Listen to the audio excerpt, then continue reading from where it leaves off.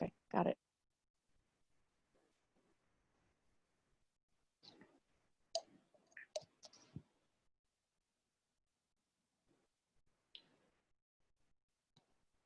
Maybe today we can begin by just introducing ourselves. So, because I see some new faces I haven't seen before. I'm Silas Rao of Climate Healers. And so we've been working on this Vegan World 2026 project for the last 2 years in earnest. And that we've been on Basecamp. And so I convened this so that we can talk about racial justice and how it relates to the 7 core shifts that we are working on.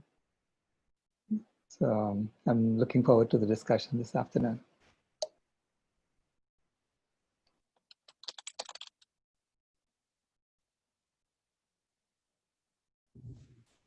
I can go next.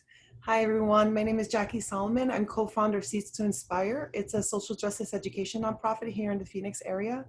I'm also a certified climate healer. I'm also a certified World Peace Diet facilitator, conscious parenting coach. I've been an education activist with the ACLU. And it wasn't until I became vegan that I really started understanding the interconnectedness of all the social injustices.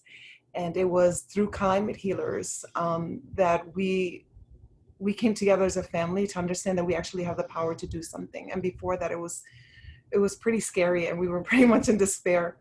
But now we know that we're working on something that we're going to co-create. And with what's going on now, I think this conversation is even more important than ever.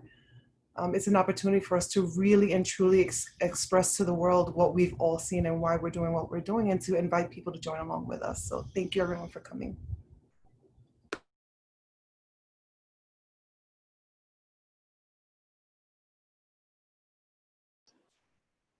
Ben and Suzanne, would you like to go next? Sure. My name is Suzanne King and this is Benjamin Cohen. We are also certified climate healers and working towards a vegan world by 2026 on that project. And we are interested in joining this discussion, and I guess we're still trying to figure out our place in this discussion, and we're still learning. And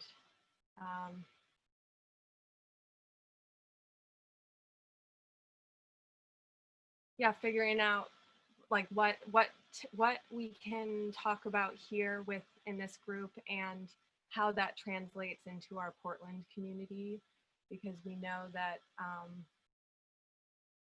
it's a complex issue that we're dealing with. And yeah, I don't know. Do you have anything to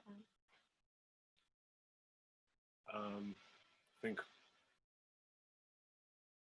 mostly just that we're really grateful to continue to have these conversations and get better at communicating these complex ideas and thoughts about what's going on in a way that is constructive rather than destructive. And I think the more we, as vegans, show up to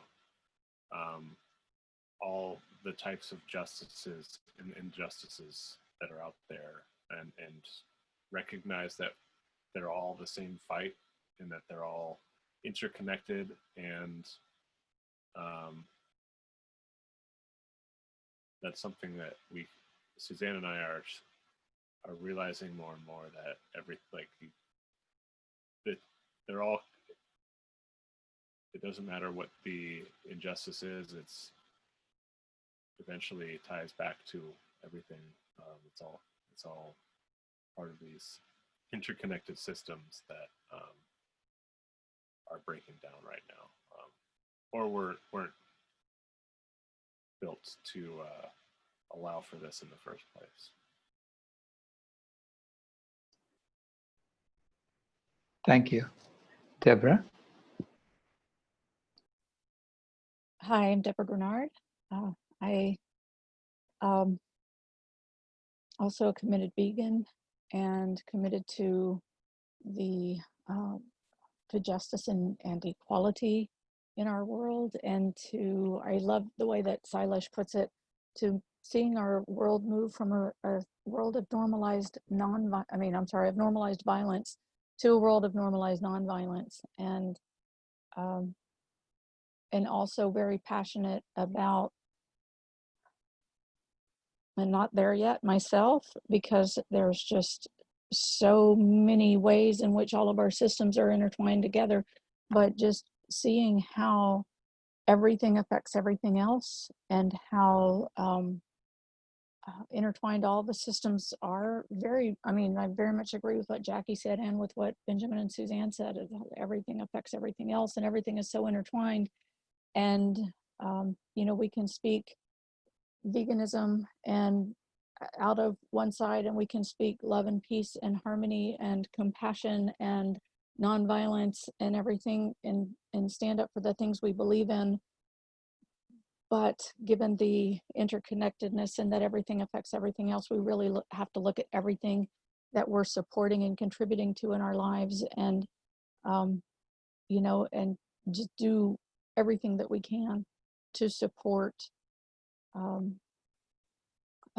with every action that we take, and with every purchase that we make, and everything that we speak and share, that we are standing up for equality and justice, and not saying we support with one side and then taking actions that are supporting the systems that like to keep this status quo as is, so that we can continue the oppression and continue the prejudices and all of that kind of things. So I appreciate this format as an exploration of kind of an overview of the shifts we need to make to move into a world of normalized nonviolence, and how everything affects everything else, and how we can do just everything we can on a daily basis to incorporate into our lives, how to live in a world of peace. So thank you. Thank you, Deborah. Welcome, Melvin. While he's setting up, Rob, would you like to introduce yourself?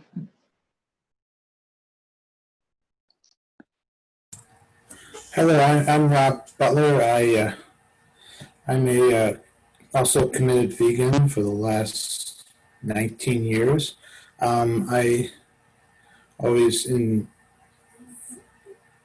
a lot out of these talks, and I'm here to hear what people want to say, and did learn a lot about what everybody else was saying.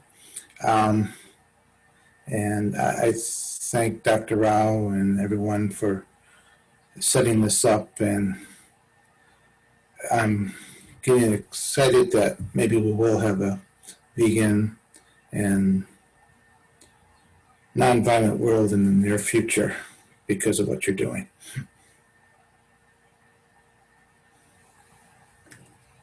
I think that's about it. Thank you, Rob. Mark, would you like to introduce yourself? Hi, I'm Mark Lane, and I've been interested in, I've been advocating for animal liberation and social justice fairly minimally, and I'm just looking for more direction, something that I can do, something that feels comfortable for me, as far as nonviolence is important in speech as well as action. So I tuned in for a while this morning, and I'm just wanting to learn more. So that's why I'm here.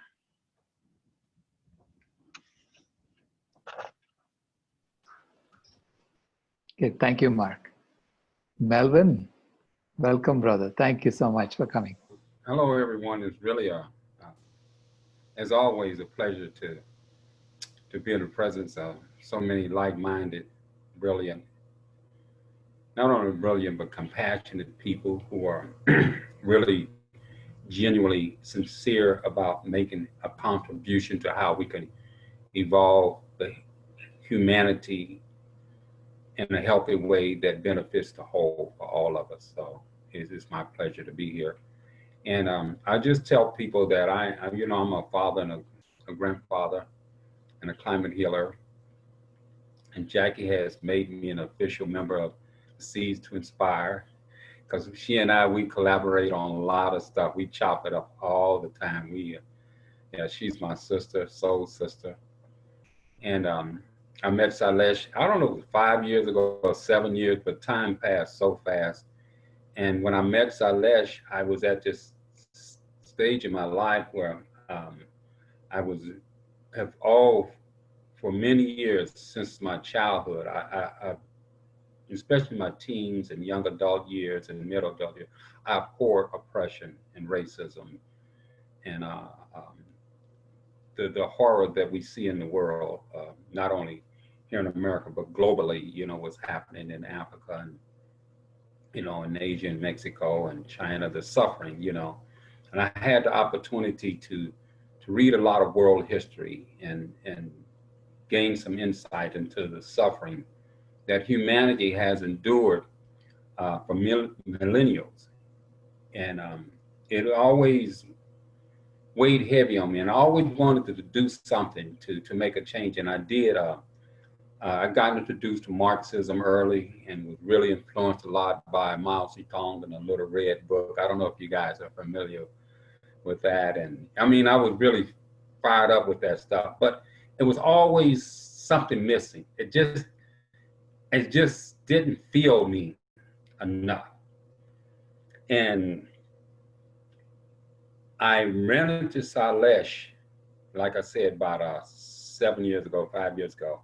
My friend introduced him to me, and I said, "Well, Sailesh, what are you going to do with these bastards? They control everything. They got the media, they got the army, they got the intelligentsia, they got the bank. I mean, so powerful. They got everything. How can you fight them?" And he showed me one little thing. I said, "That's it. That's how we fight these bastards." And I've been fired up ever since. I know that I cannot, like Cargill, Tyson, the Wall Street, BlackRock, these corporate capitalism, global capitalism. I know how powerful they are within military. But when Sailesh showed me this one thing that we can do, that individuals can do, and we can bring the system down, we can change it, I said, that's it. Even prior to that, I was on this path to trying to eat healthy, but I had made the shift all the way over to veganism. But when he showed me that, I said, that's it. If I could do this one thing every day to fight this system of oppression and injustice by being a vegan, that's what I'm doing. Because I'm not going to contribute to it. I'm just not going to contribute to it. So I've been on this here journey, being a vegan, since I met Sailesh. And the whole thing that motivates me again, I want to fight this injustice. I want to fight the slaughter, the innocent slaughter of life, animal destruction of our earth. I want to fight it. And I know that it's going vegan. Because being vegan it's not about just our personal health. It's about for the health of the environment. It's about for the health of humanity. It's about interconnectedness. It's about living with compassion for all life. It's about how do we live in a way where life is regenerative.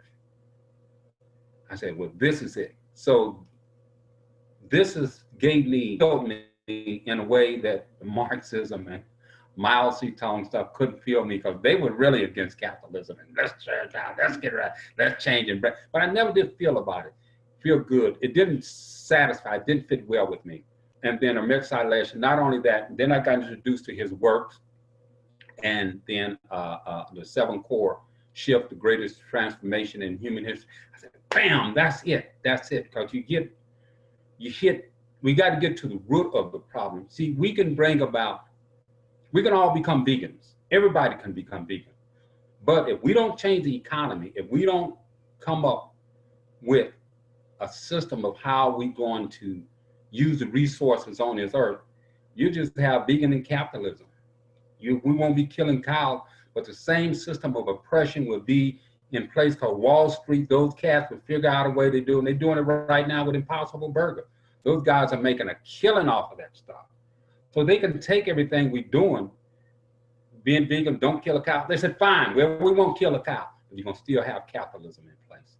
You're still going to have this system of exploiting human beings to make a profit.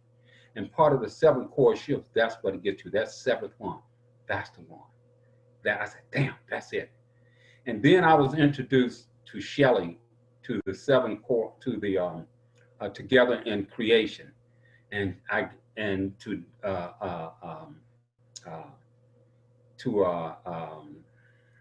this article of hers. It's I can't think of it right now, but the other one I read was Deconstructing Democracy one?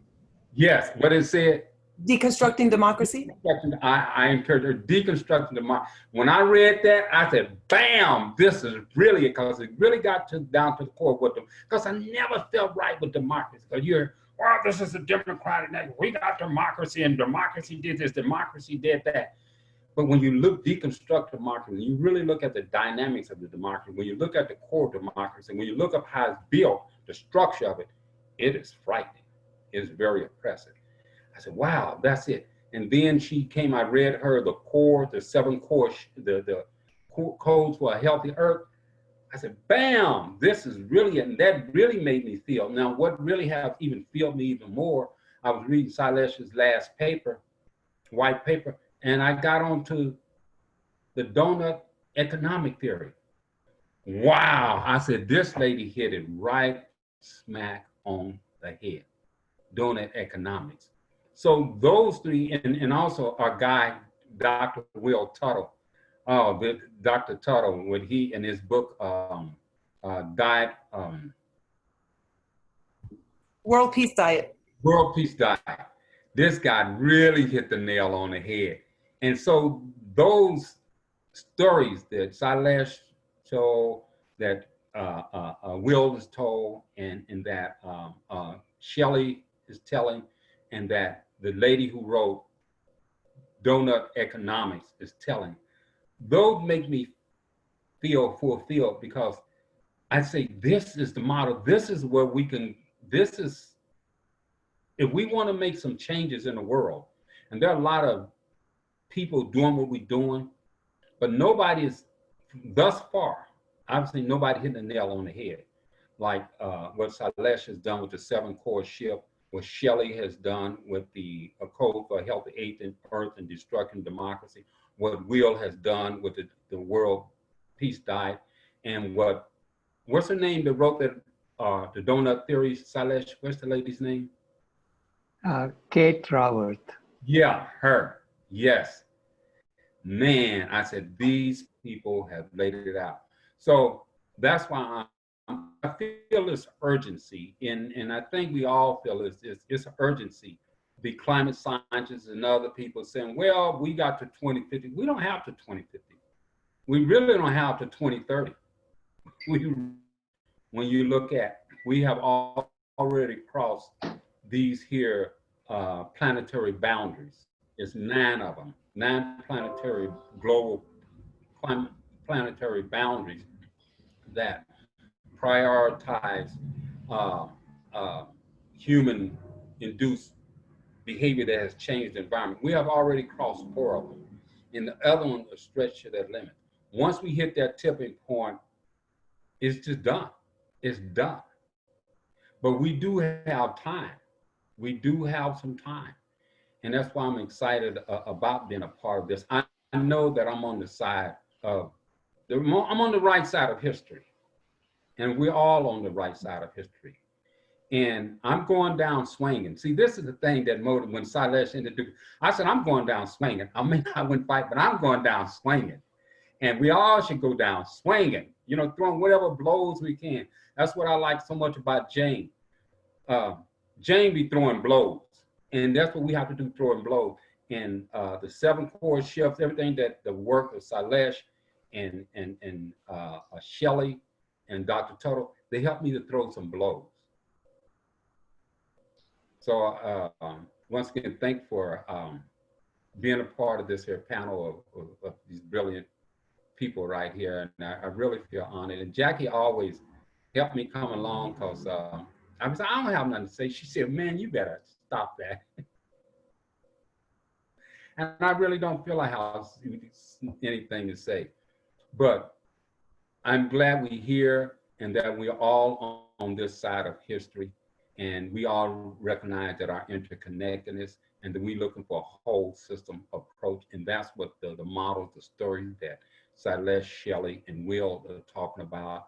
And what's her name again? Sailesh Jane? Kate Yeah, Raworth. they talk on the whole system approaches, whole system health and healing. Thank you so much, Melvin. Am I pronouncing your name right, Fallon?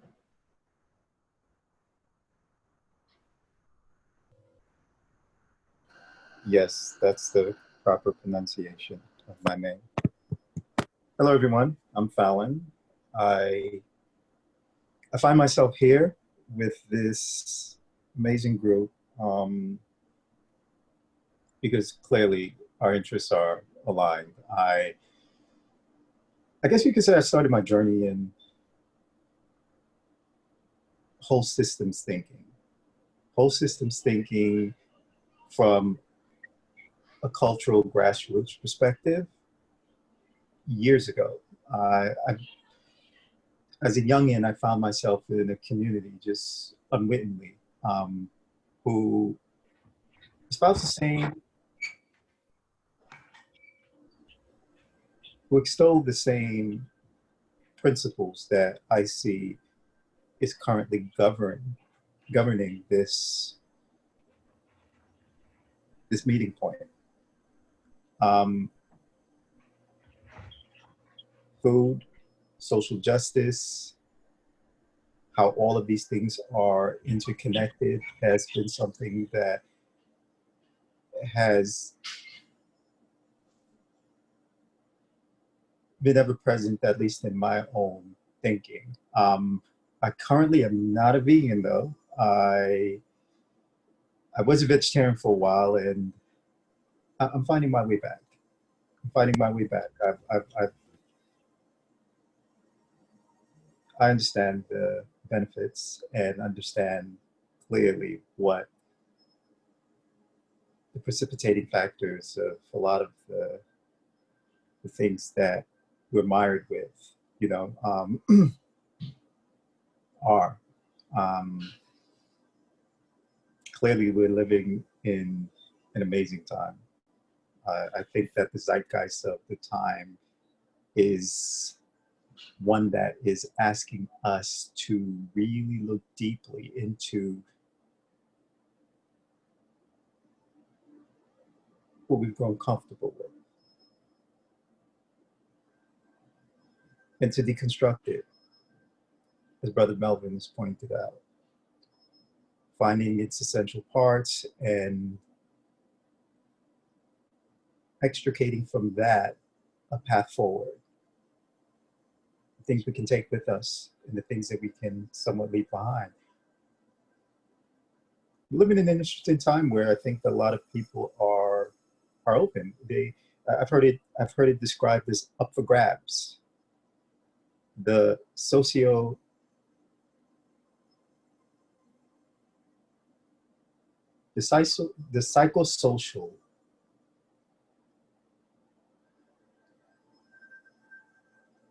existence, the psychosocial disposition of society currently is signaling that it's up for grabs. If anybody can come up with some really good ideas, if anybody can come up with a clear pathway forward that can help people avoid a lot of the pain that we're seeing as they too try to embark on some type of deconstructive journey,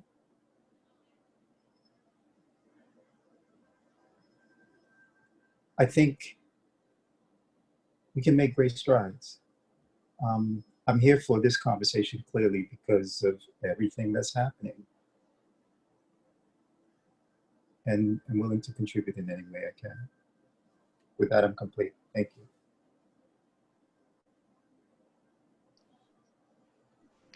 Thank you so much. See, I started working on this in 2007, and then I went to India to work with villagers to understand the problem, okay, to understand where does climate change come from? Where does biodiversity loss come from? Where do all these environmental issues come from?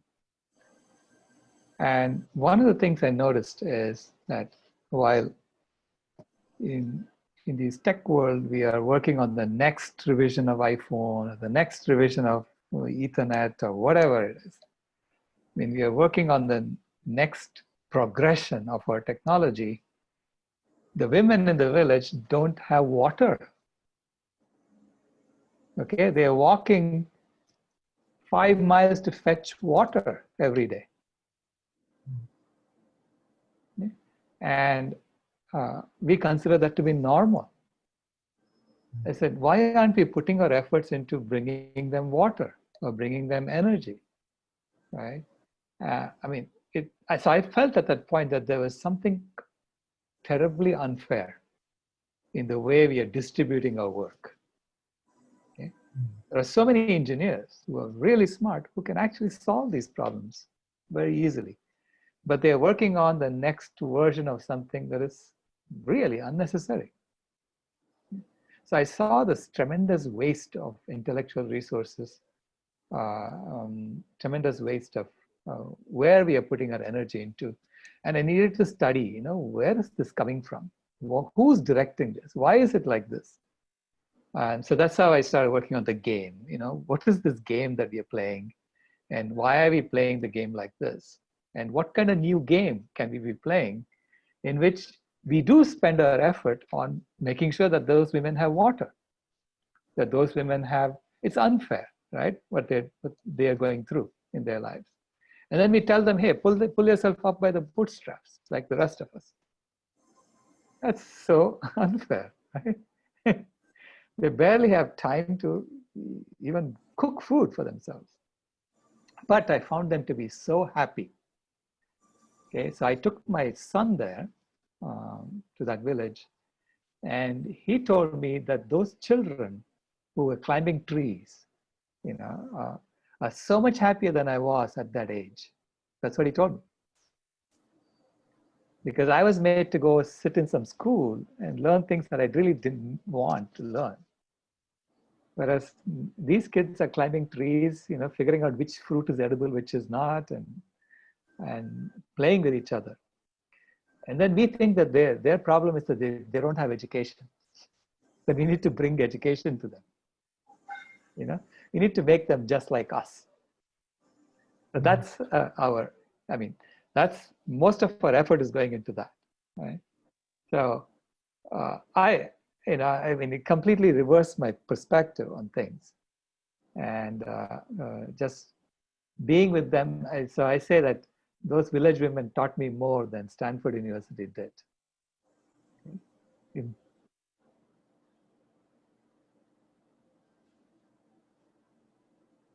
But talking, and anyone can.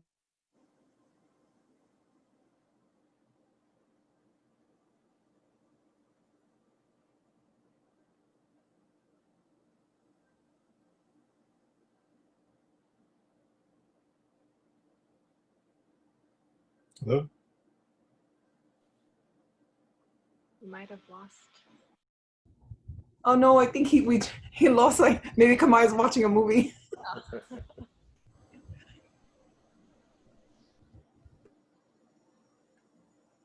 By the way, I'm from Buffalo. That upset me a lot. I don't know how many of you have seen it. So unless you dropped off for a bit. Yeah, this is like at least about 2 minutes we didn't hear you. Oh, okay. Sorry, yeah. It wasn't Kimaya, it was Janie.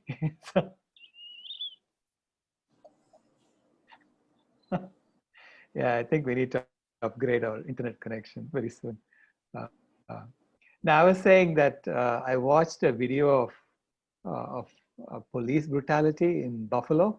How many of you have seen that? Where they just pushed this man, and 75-year-old man, and then they just walked by as he was bleeding on the pavement. So, which goes to show how systematized this is. In fact, one policeman tried to go help the man, but someone else told him to move forward, right? So, and so this is, everyone was moving forward. It's just mind-boggling that that's what police have been doing all along, and we didn't know this.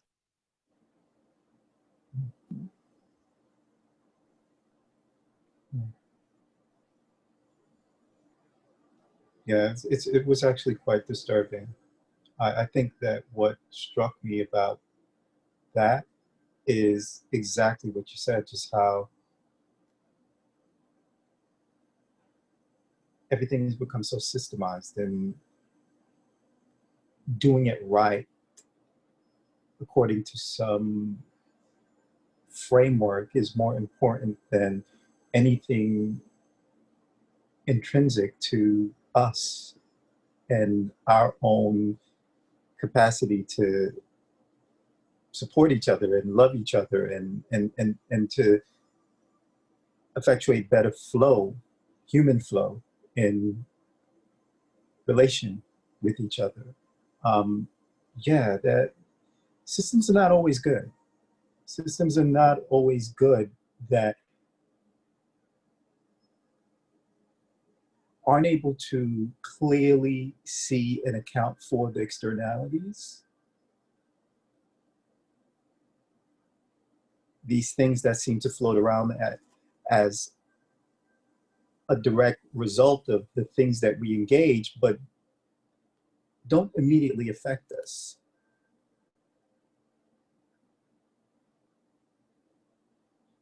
Where I've been, at least in this particular dialogue, in my own head and in conversations that I've had with other people, is exploring the doing it right. I love the 7 principles.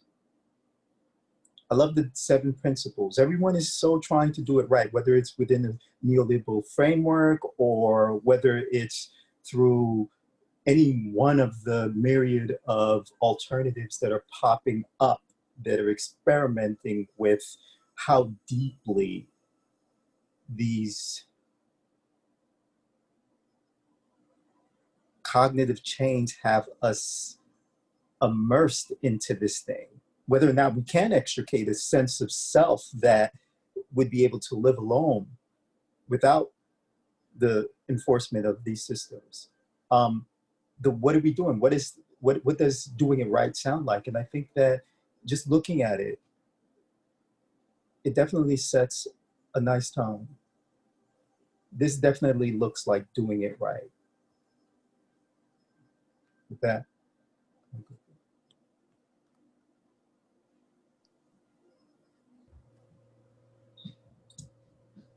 May I come in? Yes, Melvin, please. I just left a session with a woman, and I had to go into the session longer with her because she opened up. And when clients open up, it's very tender and sensitive, and you can't just cut off and say, okay, I gotta go. And she was telling me about a very abusive relationship she's in. Her husband, the violence is escalating. He's choking her out. And the last time he choked out was last night.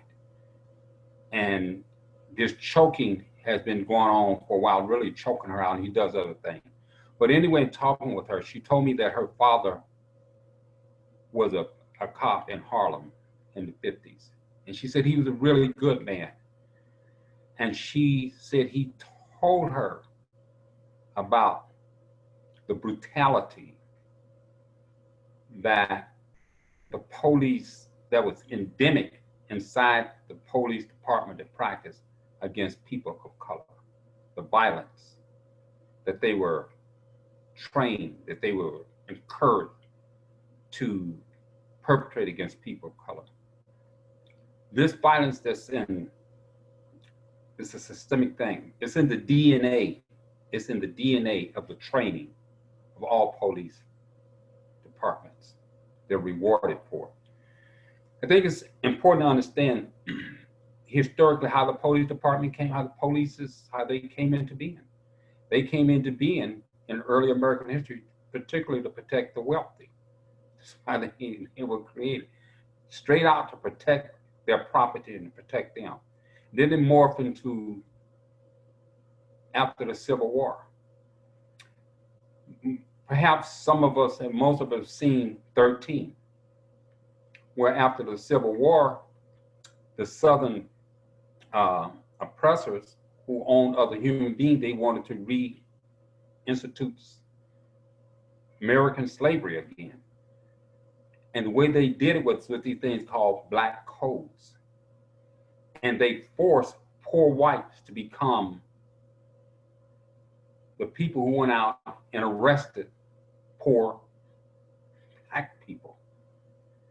And thus the criminal justice system, as we know it, was formed and developed, where you see the majority of people in the criminal justice system are people of color.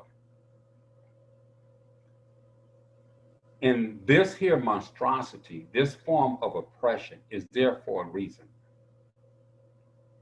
And it's a part of this democratic system that we have. Just as in the end of slavery, Africans, black men, were seen as the biggest threat to the system. Today, people of color are perceived as the biggest threat to the system because people of color on the bottom are suffering the worst. They have the less. They get the burning end of the stick. So if anybody's going to rise up and try to do something first, it's going to be people of color. So henceforth, the police is doing their job. And we cannot expect any more of them. You got black police chief, you got black mayor, you got black legislators, you got black, Latino, all on the force. They're doing the killing too. This is why I am so passionate in what the greatest transformation in human history. Because we can't change that. We could do all our marching and protesting we want to. It is part of the democratic framework, a system of separation, domination, privilege, oppression, and exploitation. You can't change that. We have to bring in something totally new and different. And we can't destroy it with guns. That's how we cannot gun. We don't have enough boom booms. We just cannot go. But what we can do is go vegan. And let this system implode. Let it collapse on its own. As I said earlier, I just want to swing. The only way I can swing is with my fork, with the food I put on my plate. I'm going to swing like that. Whether I win or lose, I'm going to go down swinging. That's why I'm a vegan. I look at, and it ripped my heart out. When you're looking at places like Arkansas and Iowa and Illinois, where they got these capos, where they got, I think in Chicago and Illinois, they got like 200,000 pig farms. All these, and you look there, it's people, poor people, people of color, who are forced to live in that misery and that stench. I want to support them. The best way I can support them is not putting a hit on a pig or a chicken or a cow or a duck, just by not eating it. I can do that. I don't need anything to do that but me to do that. And I think if more of us thought like that, what can I do to fight these bastards? Well, we can't go out and we can't stand up against their tanks. The cops, these here, people in the military, these cops, these guys are fired up and they are salivating at the mouth, and they are fired up to go out and knock people in the head, and in their shiny boots and their automatic weapons. They fired up for that. I mean, whew, they got plans up the yang for that, but they can't beat us at the dinner table with the fork. The boom booms won't work for that. So I guess I'm kind of right, but the point I'm getting, I think I kind of digress, is that this system of oppression that we see that's in place right now is based on a mindset of separation and domination, this thing of democracy and this economy, this racism that we experience. We see this here virulent racism that's been around since the beginning, founding of this country.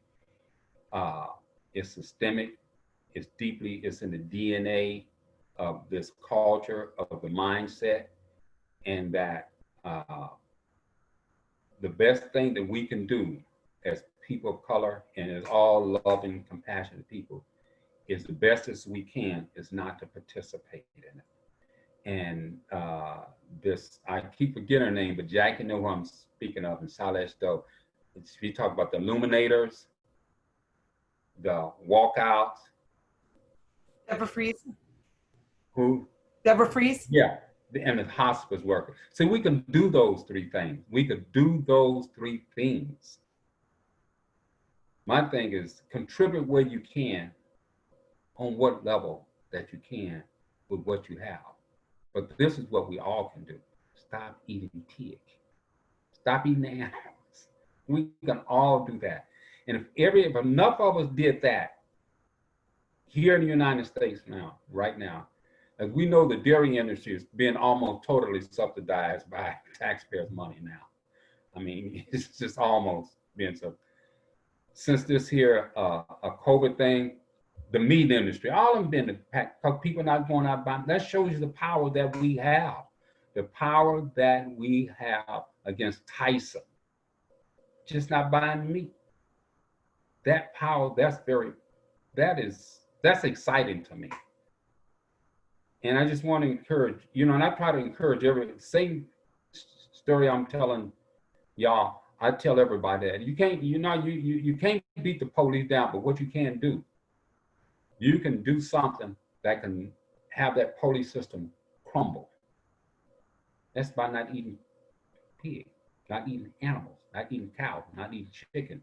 A lot of people in the movement, who are trying to heal this earth and protect them, they really don't see clearly the interconnection of all the pieces of racism, social injustice, the harm to the earth and harm to the animals. They're all interconnected, and we are all interconnected as a whole. And that's a story that we should always tell about our interconnectedness and our interdependency as humans and to the earth and to the animals for the healthy evolution of life, for the healthy evolution of life.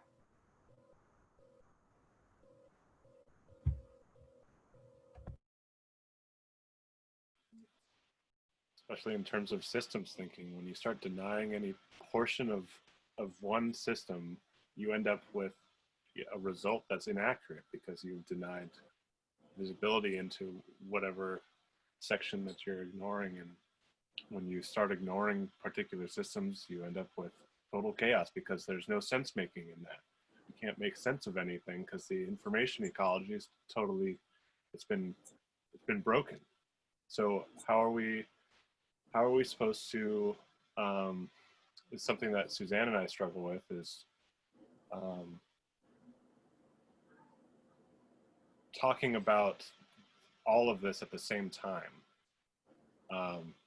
in a way that's coherent. Like I've tried to have this conversation with my family, and I get overwhelmed just trying to explain one portion of it.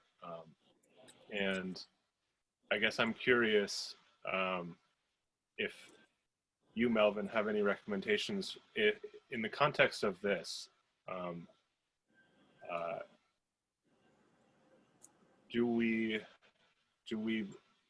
how best to approach this conversation? Like, where do you start, I guess it would be my question, in terms of bringing veganism into the racial conversation. I'm glad you asked that. And I asked that last night also. And I've thought about it. And Shelley, her work really resonated with me. Because I mentioned that we need to all tell a story that resonates well with anyone. When I mention this to everybody, I don't care who it is, what social economic class is, what type of food they eat or whatever. When I say, the only legitimate purpose of governance is to protect and cultivate the health and the vitality of the earth for all inhabitants on earth for generations to come. I say, yeah, that's cool, right on. If I say, aspire to do no harm and align our thoughts, our words, and action with that which is nourishing for the entire community alive. Everybody say, yeah, I like that. So my point is that these codes gives us a model, a story that we can tell that resonates with everybody. Now, is everybody going to say, I want to go out to be a code? No, but we put the story out there. We giving them an alternative story. This is what I like so much about the 7 core shift. It gives us another story. People need to have another story. Most people cannot even fathom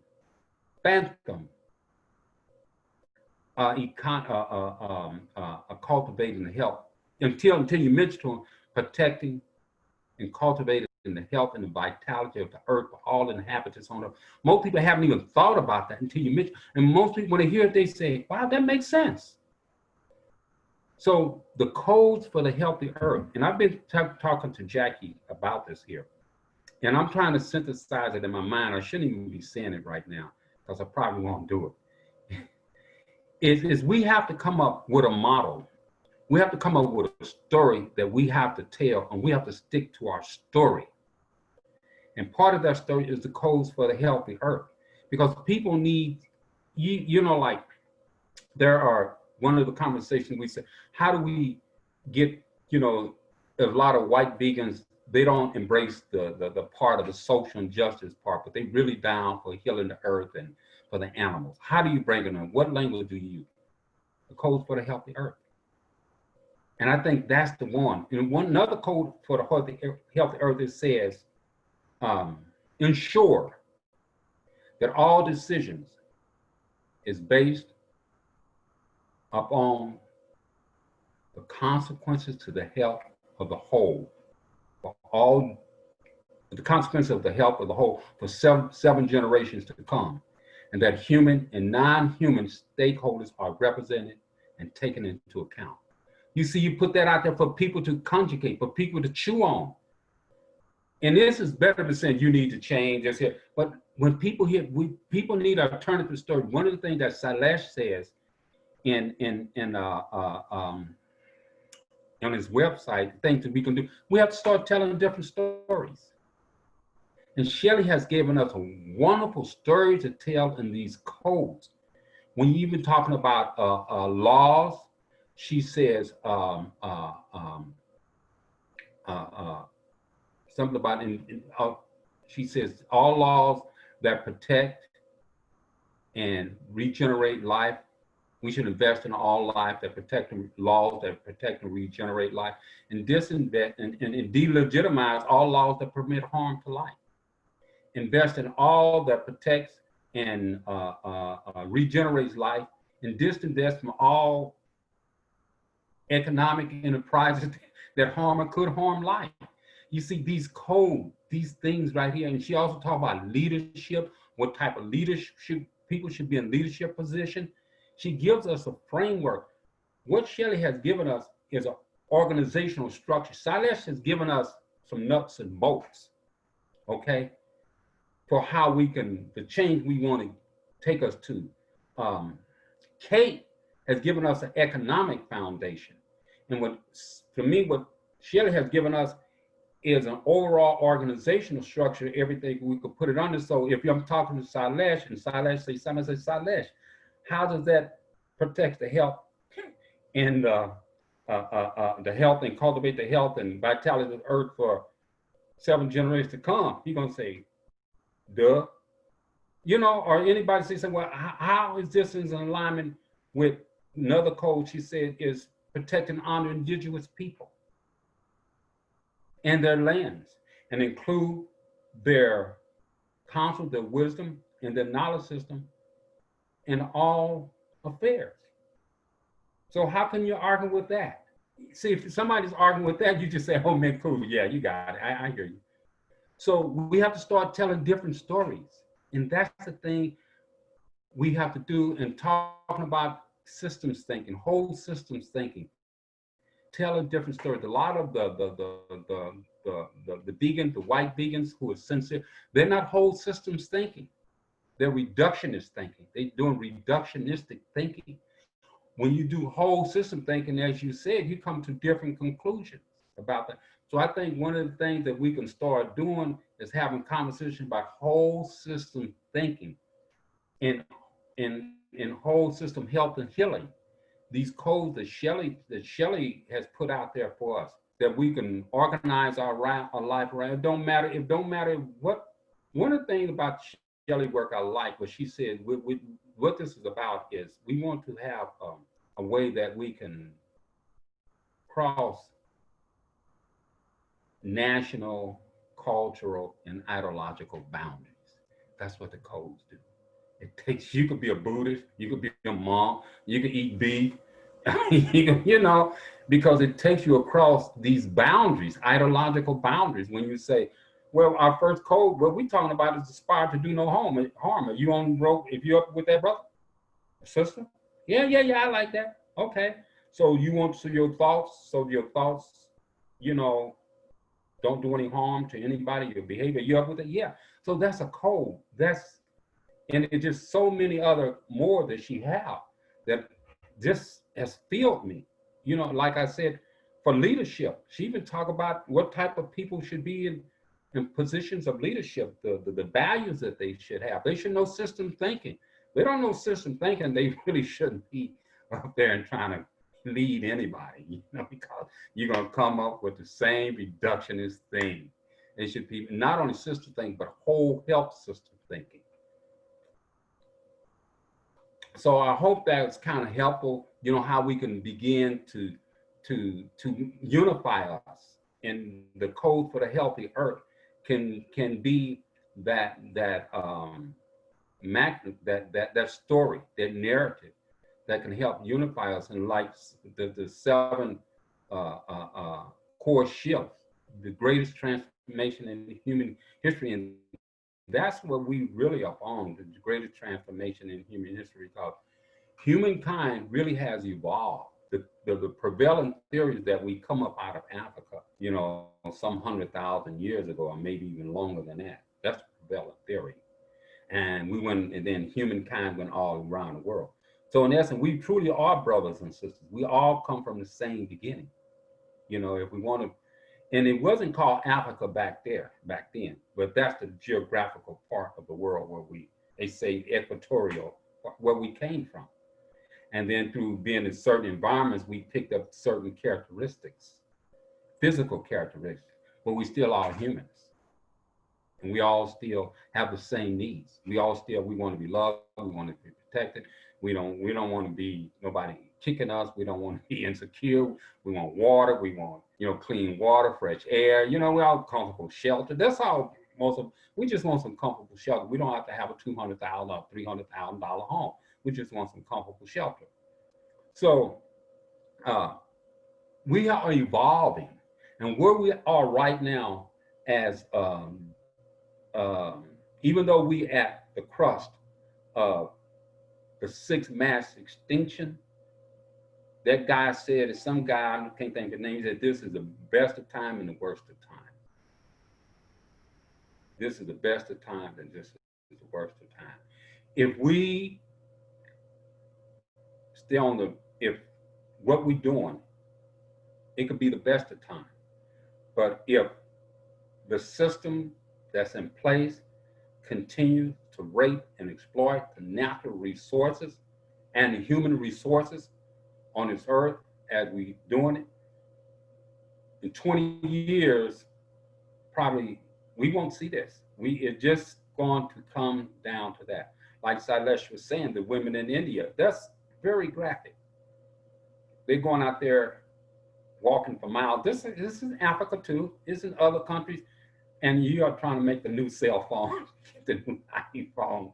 Come on now, we could be put. And if we continue to put our technology into economic growth, we are doomed. Humanity is doomed, and it's going to be irreversible changes, catastrophic changes that's going to go down. And Amazon and the scientists, none of them, the GMOs, what they're doing in the laboratory to make laboratory meat, it's not going to work. You cannot. We need the trees. We need the forests. We cannot exist on this earth without the forest, the biosphere. Our biosphere is being destroyed. It's being compromised. It's being stretched beyond limits. And Mother Nature said, I got something for you guys. I got something for you. Here's just what I'm going to do. And Mother Nature's going to serve us. But we have time, a little time to stop it. So we're on the right side.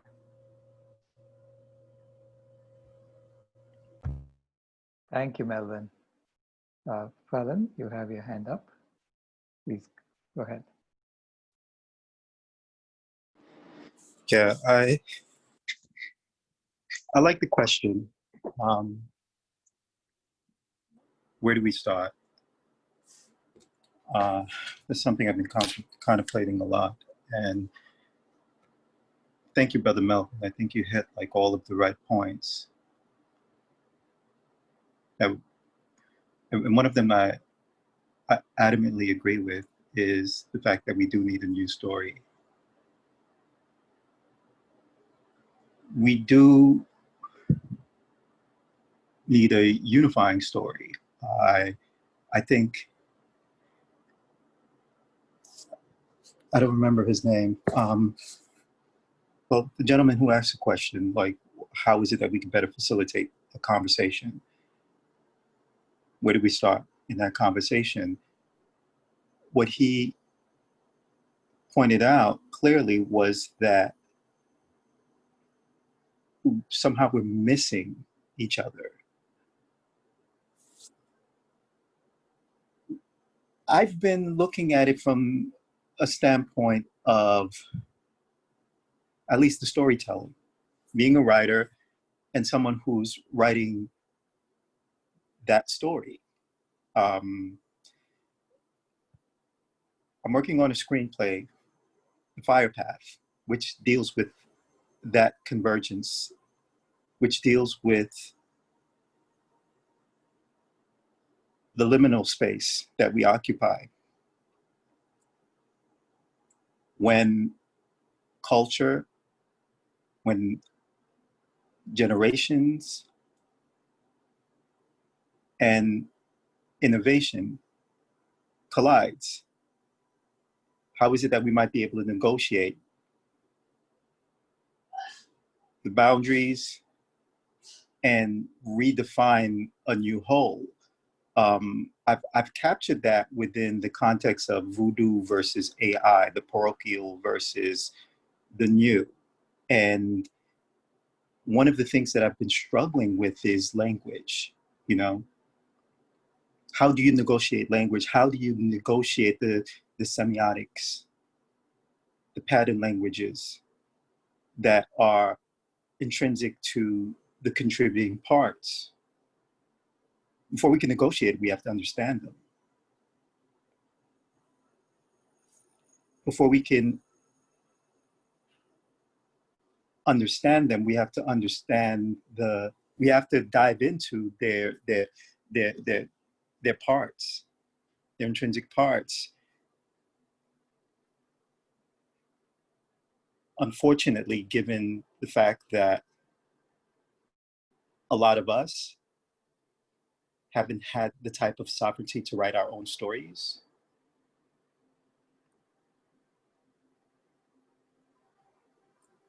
and our stories are more than just inconvenient externalities to accurately tell our stories and understand what we contribute to the system as a whole, we can develop an ontological map, one that we can step back from in the rewriting of a new story, understanding clearly what it is that we contribute to certain things from our cultural lenses, the things that we just hold on to that we just can't seem to let go of that contribute to those floating externalities. How is it that in taking all of our stories to heart, our pains, our aspirations,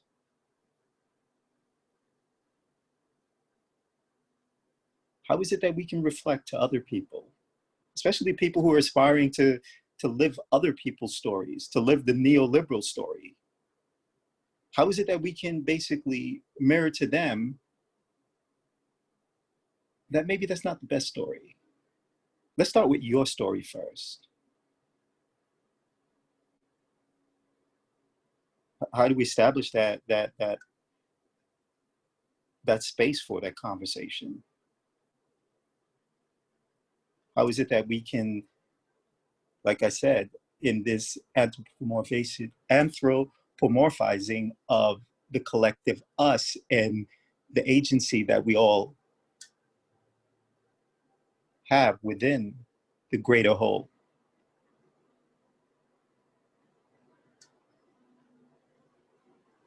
How do we create culture around that? The doing.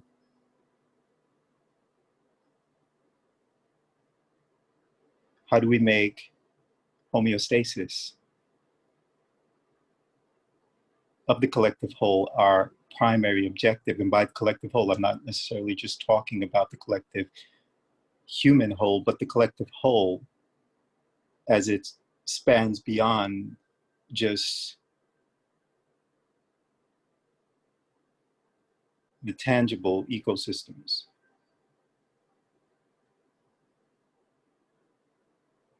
Yeah, I've been feeling that that's where it is. I've been playing a lot around Gaianistic themes to tell that story and see how a lot of the earth-based belief systems that undergird our cultures, the more nature-based belief systems that undergird our cultures, whether it's looking at it from the lens of Ifa or some of the Druid beliefs, some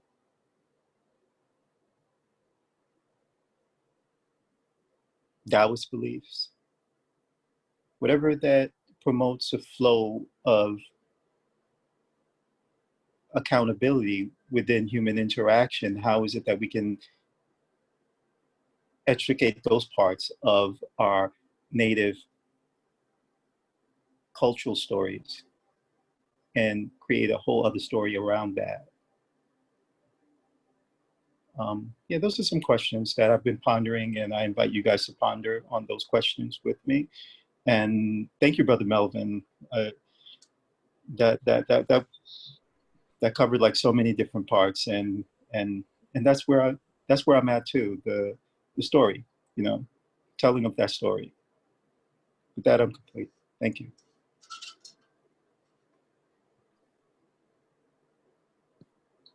Yeah, thank you very much, brother.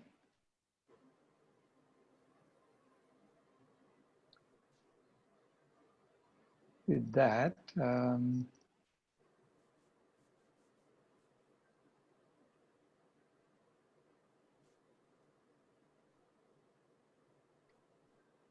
I thought I would share the 7 core shifts.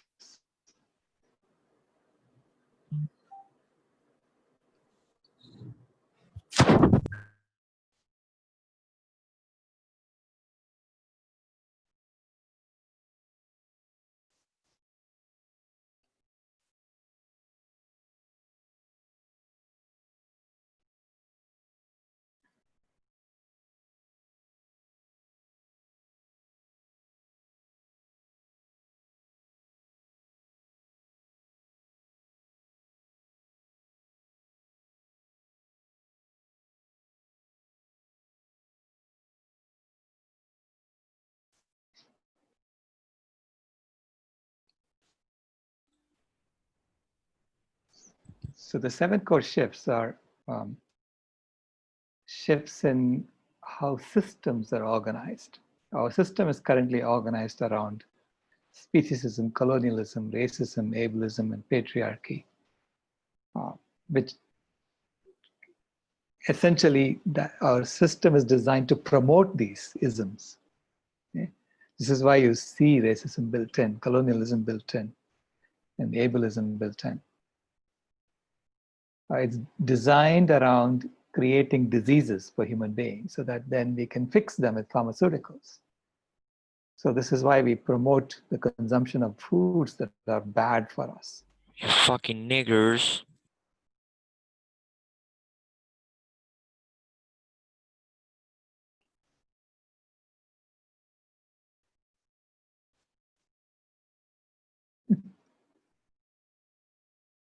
What was that?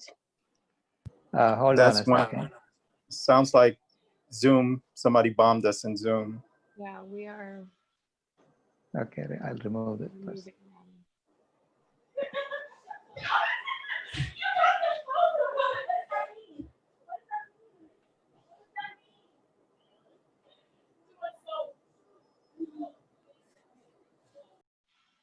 Okay, I think we had put the link up on Facebook and people are joining through that. Okay, let me see if I can start sharing again.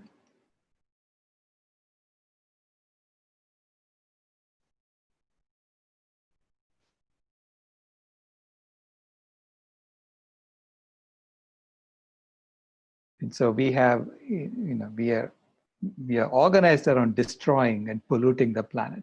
That's sort of built into a business model. And we are organized around death and cruelty to animals. We show ads every day, and so we see ads wherever we go. So it's the culture of consumption that we have created in the system. And in the system, it's all about scarcity. So we have scarcity is sort of everywhere. We talk about scarcity. We tell people, if you don't do something, you're not going to get anything. So you're going to starve to death. So therefore, this mindset of scarcity is built into our system. And finally, it's all driven by money. It's a money-driven economy. So that's the system we have today. And the 7 core shifts say that we need to build a system, a new model, in which these things on the right are normal. Health, veganism and radical equality is normal. The game itself, the system itself should axiomatically implement radical equality. So that's why the game of Aquarius is designed the way it is designed. Okay? And then health and unity for humanity. So there should be no need for divisions on the basis of national boundaries or, so it's unity that we are all one should be built into the system. Doesn't mean that we don't divide ourselves up into, maybe people who work on this ecosystem or that ecosystem, but we understand that that's just a way of organizing the way our work that we are doing, right? But otherwise, health and unity should be built in. And remediation and regeneration of the planet should be a normal activity. Everything we do should be about remediation and regeneration. And with love and kindness for animals should be normal. And it should be a culture of compassion. And the mindset should be of abundance, that we expect abundance. We are creating abundance, not just for ourselves, but for all life. And so the economy should be a service-driven economy, meaning money is given, that it should be out of your mind. You don't even need to think about it because you have what you need from the community. The community is telling you that you belong right from the outset. You belong on earth. And since you belong, you're going to be taken care of. So then you say, how can I serve the community? So that's the main focus of our organization, the service-driven economy. So this is the systemic changes, and what is shown above are the story changes.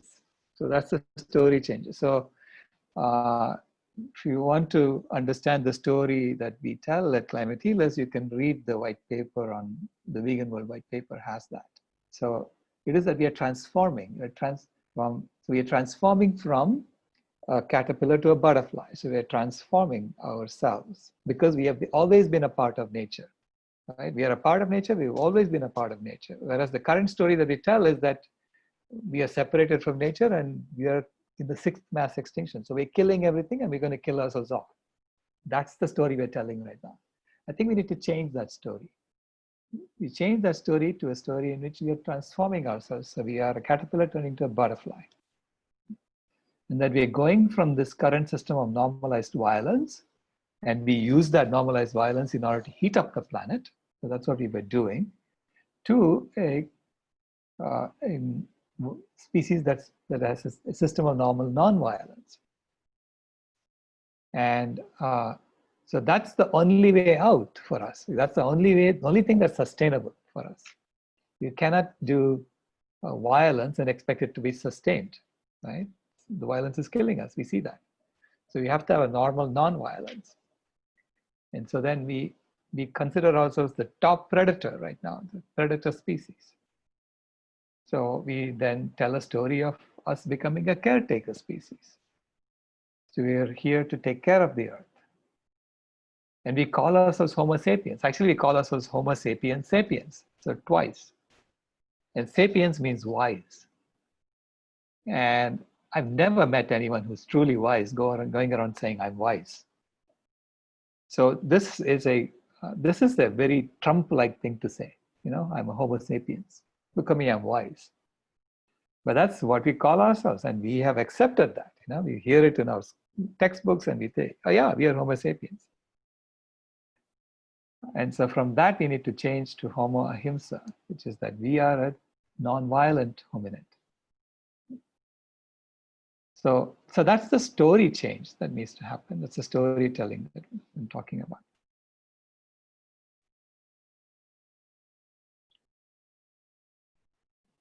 And with that, I'm complete. Thank you.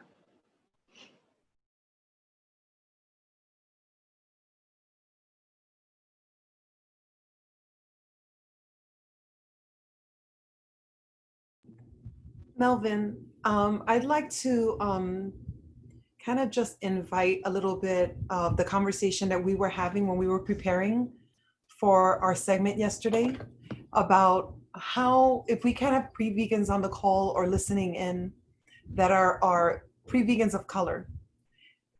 Can you express how you did when we were talking about the interconnectedness of the violence that we see in the streets and our choices every day and how we vote that oppression into place? You said it so eloquently the other day. I would love if you could remember to kind of share that. I wish I could say that like I did. You know, I don't know, but the violence, you know, one of the things I really like, the 7 core shifts that Sailesh has laid out for us is this here, moving from a culture of normal violence to one of normalized nonviolence. And this is something that didn't start 200 years ago. This started really with humans developing tools to learn how to survive on this earth. This is where it started out. In our beginning, we were the prey on this earth. As a species, when you look at life, because humans, we can't run fast, we don't jump high, we're not very strong, our teeth are not very good, we can't climb trees. So when you look at going back 100,000 years ago, we had to lay low because there were predator species on this earth. And we didn't have fire. Fire came along, fire and tools came along long after we had been on this earth. So the only way for us to survive is that we had to lay low. I'm just surmising that humans had to lay low. We had to be hidden. So where do you lay low at? That's to the ground. You couldn't get in the trees because there's some guys up in the trees, okay? And apes, they pretty aggressive to other. You gotta be pretty strong. So we weren't strong enough to be there. So we had to stay low. And staying low, we had to eat what's on the ground. Fruits, vegetables, nuts, and the fruit that was hanging around. But through our evolutionary development, we came up with tools and fire. And with these tools and this fire, we began to learn how to take resources to develop, to survive on, to grow on. And thus, over the years, agriculture came about, and then animal agriculture came about. And with these two, humans started subjugating animals for wealth, for the commodification and objectification of animals came about as a form of wealth and power. When you look at all the ancient kingdoms, Babylonian, and Egypt, and the Chinese, all these here were kingdoms in India where the rulers, they had a lot of animals. They had, these animals, that was their form of wealth. And the only way you could do that, you had to do cruel things to these animals to subjugate them like that. And the same behavior of subjugating animals is the very same behavior that has been used to subjugate people. And when we look at the feminine, the subjugation of the feminine is identical, same thing that's done to a cow, a female cow or chicken. So this normalized violence that we witness, that we're seeing, that we experience, the thing, has been going on for millennials. And then when we come to American history, this normalized violence has been going on in the world for a long time. But what distinguishes it in American history and America is that it was racialized. It was racialized to specifically subjugate a group of people for labor. It was the same process of the commodification and objectification of animals that was done to humans. Now, this have gone on globally. Globally, when we look at, and this is one of the things that I want to say to many of the brothers and sisters who want to show that, and I get it, that, Africa made contribution. We had these kings and queens in Africa that done great things. But when you look at it from a systems point of view, when you start peeling back that onion and you see Queen Nefertiti or this king and Mansa Musa, when you see what these people did to get their wealth, it's not a pretty thing. It's no different from what the United States doing and what Jeff Bezos and all those doing. So this wealth came through the violence that was committed against animals, and it became normalized. And the violence that we're seeing today in the street, where you putting your knee on a man's neck, this is the same type of violence that you have to do if you ever, I work with hogs. If you ever got a hog down or a chicken or a cow, you branded them, that's the exact same type of violence that's done to animals. And we have normalized that violence from the subjugation and commodification of animals for profit to people for control. Humans are a resource, just like a cow is a resource. But in our system of profit, that resources are just for profit. Resources are not how can we advance life on earth for everybody? How can we make the world a better place for all? When you have a narrative, a story that resources are just here to make profit for a certain group of people or for one or two individuals, you have this normalized violence, and you can justify committing violence against people under the auspice of that these people, this group of people is somehow being disruptive or disobedient or to society. And when you look at American history, when you look at the history of American slavery, and particularly, as I mentioned earlier, with the abolition of slavery, there came about these laws called the Black Codes that was specifically came into existence to re-enslave. And they were specifically to Black men, not women. They were particularly for the Black men, not women, to re-enslave Black men for labor. And the violence that was taken, that was a very, it was a lot of violence to do that. So you have this here, the criminal justice system that we know as today came up out of at the end of the Reconstruction period in America, this whole criminal justice system that we have. So the violence that we see that's happening in the streets today is direct related to the system of separation, domination, and privilege, where the more privilege you have in a society, the more opportunities you have, and also not only opportunities you have, you can do what you want to do with impunity. And the police are privileged. We all have some privilege. We all have privilege. Each one of us here, we have privilege. But it's nothing wrong with having privilege, because some people were born with it. But it's what you want to do with that privilege. How do you want to use that privilege to make this world a better place? You know, if you got an education, you know, if you're an engineer, what do you want to do with that privilege? Do you want to use that privilege to make the next iPhone, the better iPhone, to make the next gadget or something? That's what you want to do with that privilege. If that's what you want, if that's what people want to do with their privilege, they're on the wrong side of history. They're contributing to the demise of humanity.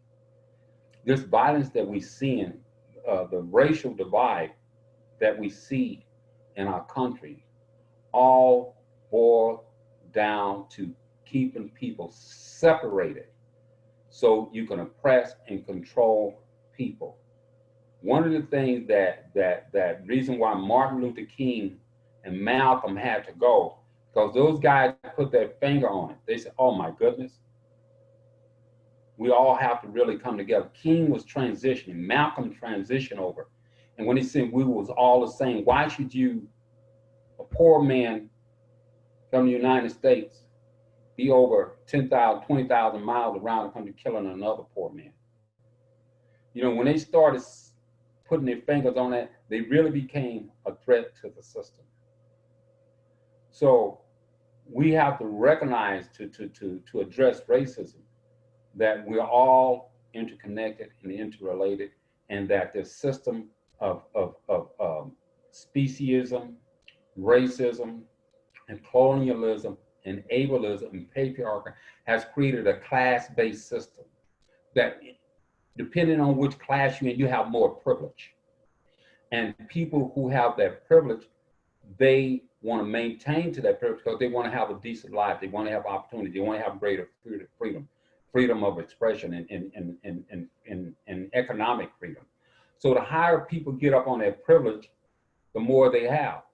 Not only the more they have, the more fear that they have, because they know that the next person want to come up too, and there's not a lot of room up there. It's not a lot of room in the middle class. So the middle class don't want you to come up there, and the ones up there don't want you to come there, don't want you to come up there because it's not a lot up there. But at the top where the 2% is, it's a whole lot of wealth up there and a whole lot of privilege. So when we look at what's happening, racism in the streets, we have to understand it from, I think, the perspective of a mindset of separation and domination and privilege that's in the DNA of this culture, that's in the DNA of police training that is there, and that we have to start telling stories. And this is what I appreciate so much what Salesh has shared. We just have to start telling different stories. And what Phelan said, Phelan, I hope I'm pronouncing it. We have to tell different stories. And part of the stories we have to start telling is about how we have been separated along race, color, ethnicity, and economic status when we all are one. We're all interconnected and interrelated. We have to learn about our interrelatedness and interdependency to overcome racism. I've heard this story once. Saw these two guys, both of them was a black guy and they were separatists. And somehow they were both saying, okay, you stay over here and we stay over here and we'll get along. But what happened, they both went to each other's home and they realized, man, your wife doing the same thing my wife doing. You know, no different than what your wife, and these guys became friends. The barriers went down once they learned that they were interconnected. They were interconnected. And that's what we have to learn about our interconnected, our similarities, how much we have in common. How much we have in common. So racism is a fear. One of the things, I think, one of the driving factors of racism, and this here black psychologist, Frances Welsing, I think, she said one of the dynamics of it is that white people have a fear of being annihilated, eliminated. If we come down and do this here kumbaya, everybody just love, have love and make love and make babies, in a few generations, white race will be gone. And that's one of also the impetus for racism, this fear that we're not going to be around anymore. And that is really true. If we do racial mixing around this world globally, the white race as we see it, it would go. But we're still humans. We're still humans. I have friends who have mixed children, and I know they're still human, they're still beautiful. So that's one of the psychological driving forces of racism, this fear of annihilation, this fear that you don't want to be a colored person. You don't want to be a pure person of color. And that's one of the things that drive these white races. They're going to be annihilated. And they're right. They're true. If you have true integration where everybody's getting together, in a few years, everybody will be colored. I think that's a beautiful thing. There's a lot more diversity on this earth. Not it's still white people will still exist, but I even hate using that word white people. I really do. I don't even like using that word white people. You know, I don't, you know, so I got to come up with, but this is why it's important. This is why I like the story that Sailesh tell and Shelley tell, because it's about looking at the whole, that we are just humans. And in the story that Shelley tell and Sailesh tell and others, is how we all evolve. Humanity is evolving. We are evolving right now. We have evolved to the point where we are at the brink of destroying life on this earth as we know it. At the same time that we evolve in science and technology and doing all these wonderful things, that has evolved also from fire, from making a little spear a long time ago. It has evolved to now where we got these here facial recognition and all these here weapons that we could just kill up people so easily and so fast, you know, in spaceship. That has evolved. So humanity is evolving. And I think our role right now, our job, is to figure out how we can best contribute to the healthy evolution of life. And the way that I know I can do it is to tell these stories and don't eat animal food.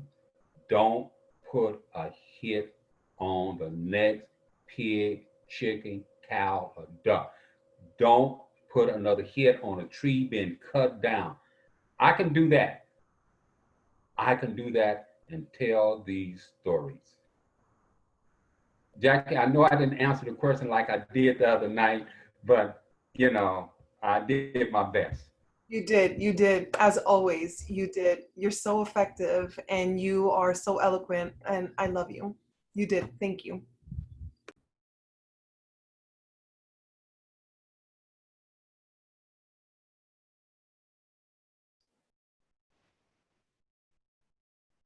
Thank you, Melvin, as always.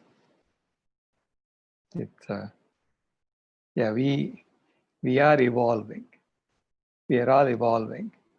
And it is, you're right, it's time for us to eliminate calling it black, white, whatever. We are all shades of color.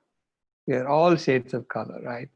And we have a rainbow of colors. And that is beautiful, okay? We all over the world. And we have, so we all, as you said, we all came from the same ancestors. So we are all family. And I mean, as Kimaya likes to point out to me, animals are also her family. They're all family. If you go far enough back, you know, you have a common ancestor with chimpanzees, with gorillas. You know, we have common ancestors with all of them. So that being the case, you know, we know where the system is going. This system, we are at this point where we have to choose which way we want to go, right? And this system, whatever happens to the animals, eventually happens to us. Whatever happens to the downtrodden, you know, whatever happens to indigenous people will eventually happen to the mainstream. This is always how it has evolved. So we see that. So the repression, the oppression is going to just continue and getting worse and worse and worse, including more and more people. This is why it's time to think of a different story and build a different system and get out of this mess that we are in. Because we know exactly where this is headed. It's headed over a cliff. Rob, you had something to say?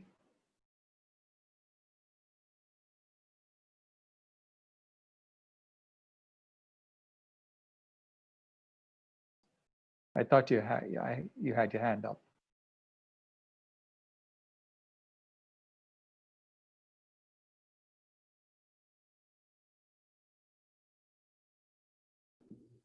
I'd like to also contribute before we end that, you know, my work is all about children, and my contribution about everything that's going on is about protecting the children, the next generation, but from becoming, especially our Black, Brown, Indigenous communities, from becoming the first climate refugees.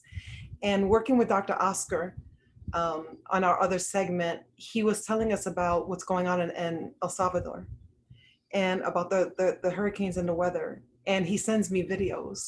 And of course, who are the ones that are being washed away? What communities are being washed away? Are all the most impoverished, underrepresented communities. And he talks about his privilege, and he shows me out of his window, and his complaint is that he hasn't seen the sun for 5 days.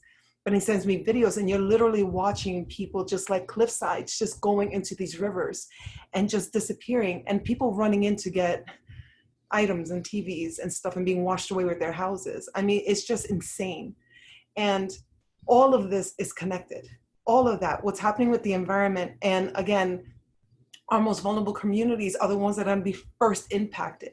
It's like that cannot be okay with any of us because of our interrelatedness, our interconnectedness. If they're suffering, we're all suffering.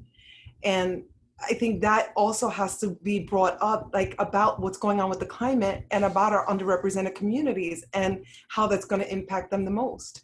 So all around, the social injustices all originate, and are perpetuated by the way we choose to eat and how we vote every time we buy our food and we use our forks, how we vote with our dollars to maintain the system in place and maintain our own oppression. And I think that's really the message that I feel obligated to go out there and tell the people from our communities that code like us, is that we deserve to know the truth. We deserve to make informed choices, and we're not doing that, and it's not fair.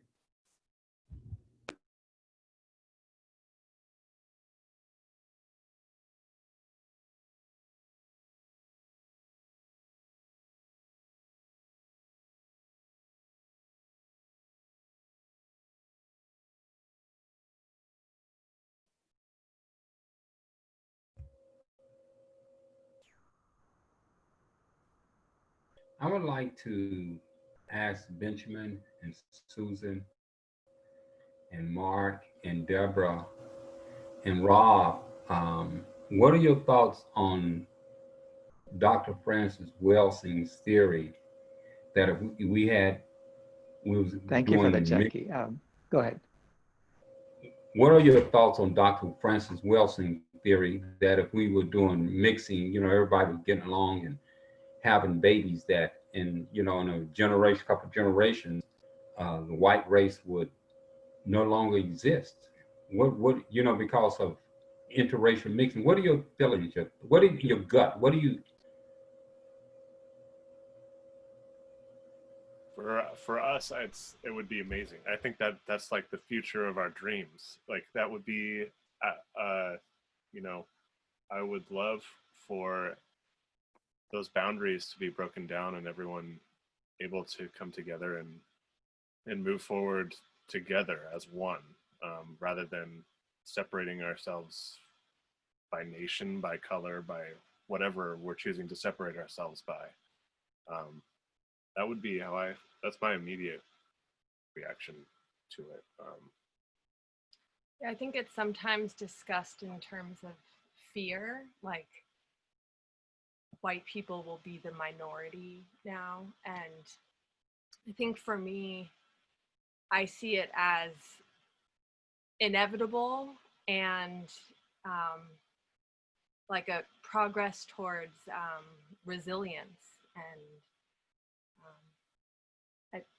it doesn't bring up fear in me personally. And I also don't personally want to have children, so I don't know how much that factors into it. But for me, it's something I look forward to seeing more of. And Mark, your hand is up.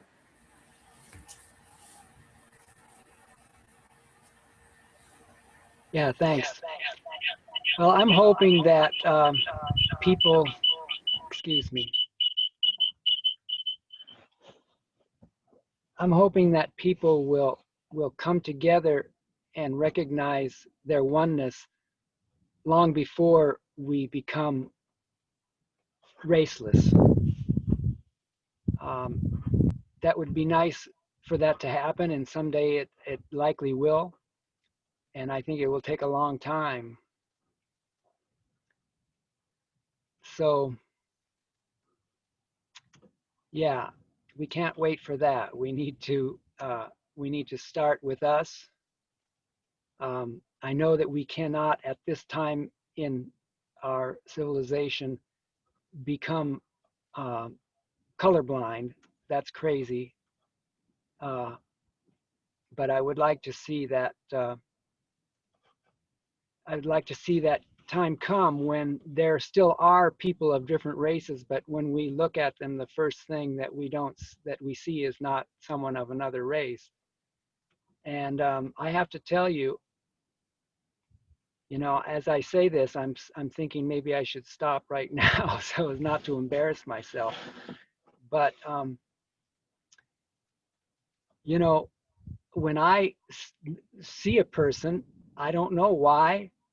I have this programming inside me, even though I don't believe I'm a racist, although I know that my white privilege can cause me to be an instrument of racism, and I need to work against that.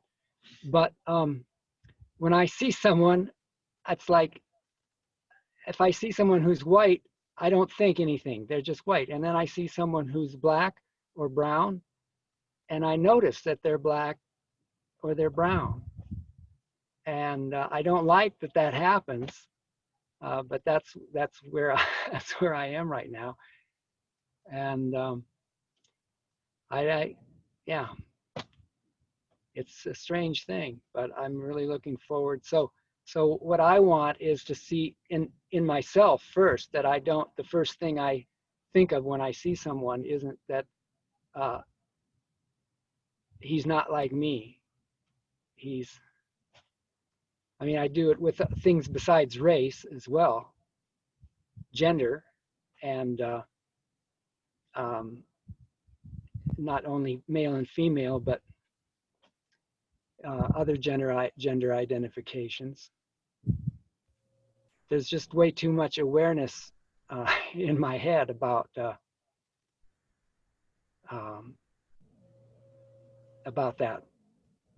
differences.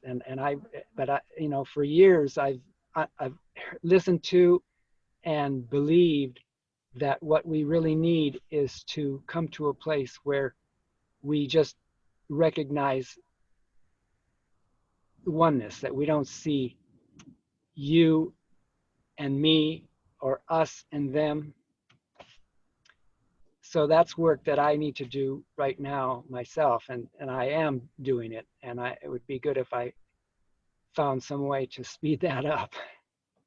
But thanks for the question.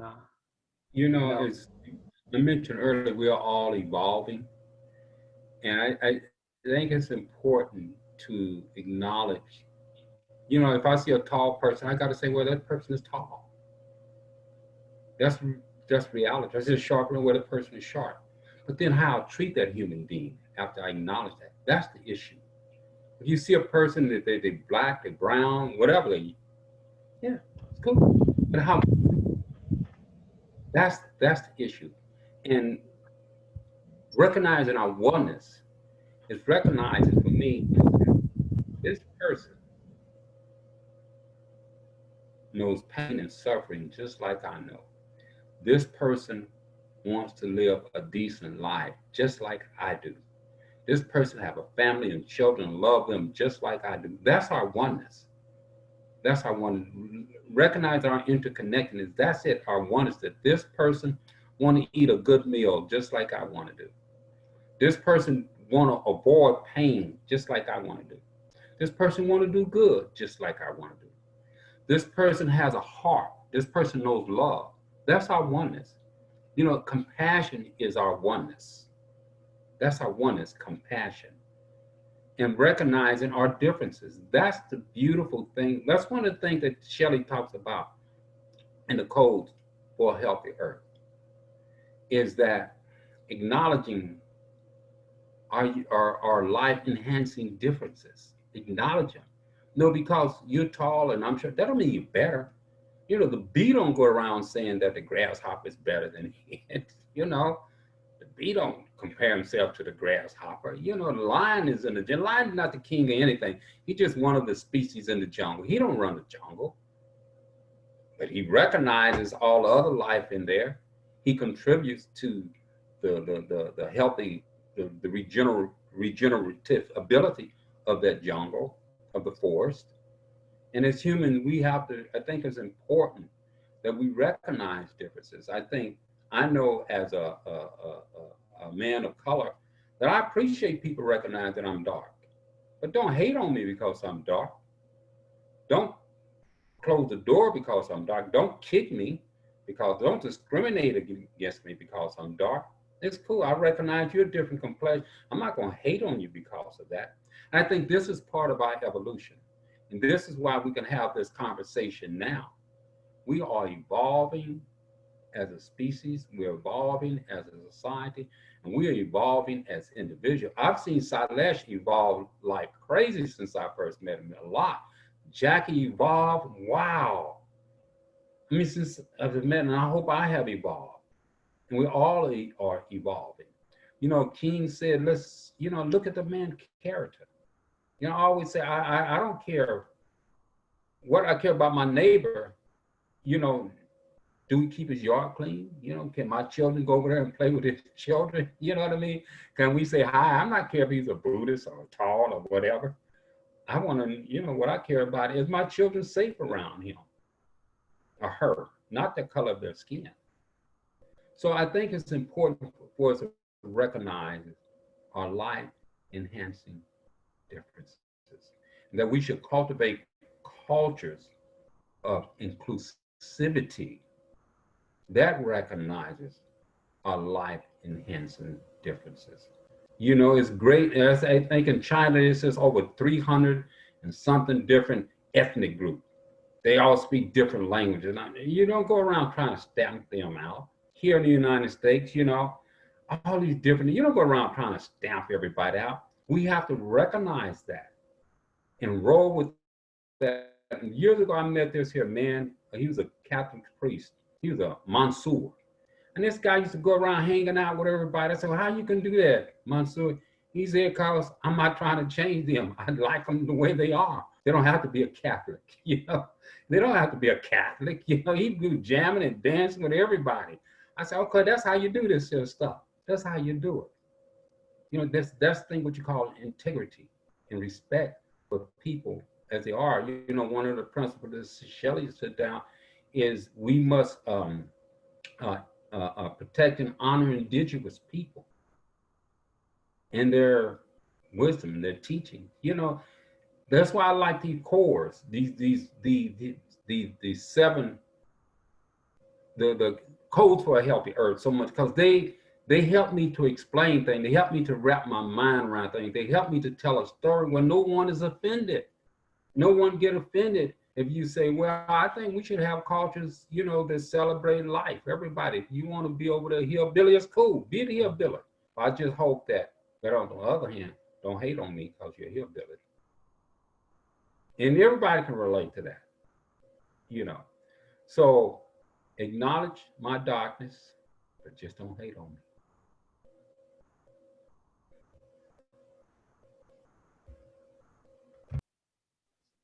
Thank you, Member. Rob and Deborah. Then after that will be Phelan and Nancy. Yeah, dipping on what everyone says. I just, what Mark says, that it'd be a while before we get to a one or all the colors are mixed. But I just think it'd be a nice society where we look at somebody with the color of the skin, like we look at like the color of their hair or the color of their eyes, and so that's kind of what I'm looking forward to. And this kind of reminds me of Ursula Le Guin wrote the book Lathe of Heaven. I just seen the movie of that, is where the psychiatrist was able to cause this guy to dream. It's basically what the guy dreamed happens, and he wanted the guy to dream of a society where everyone's the same color, and that everyone came out being gray. And it was just interesting because the main characters had an interracial relationship. So I found that an interesting book that tried to give credit to being a racial-free society. So that's, I think, all I had to say about it.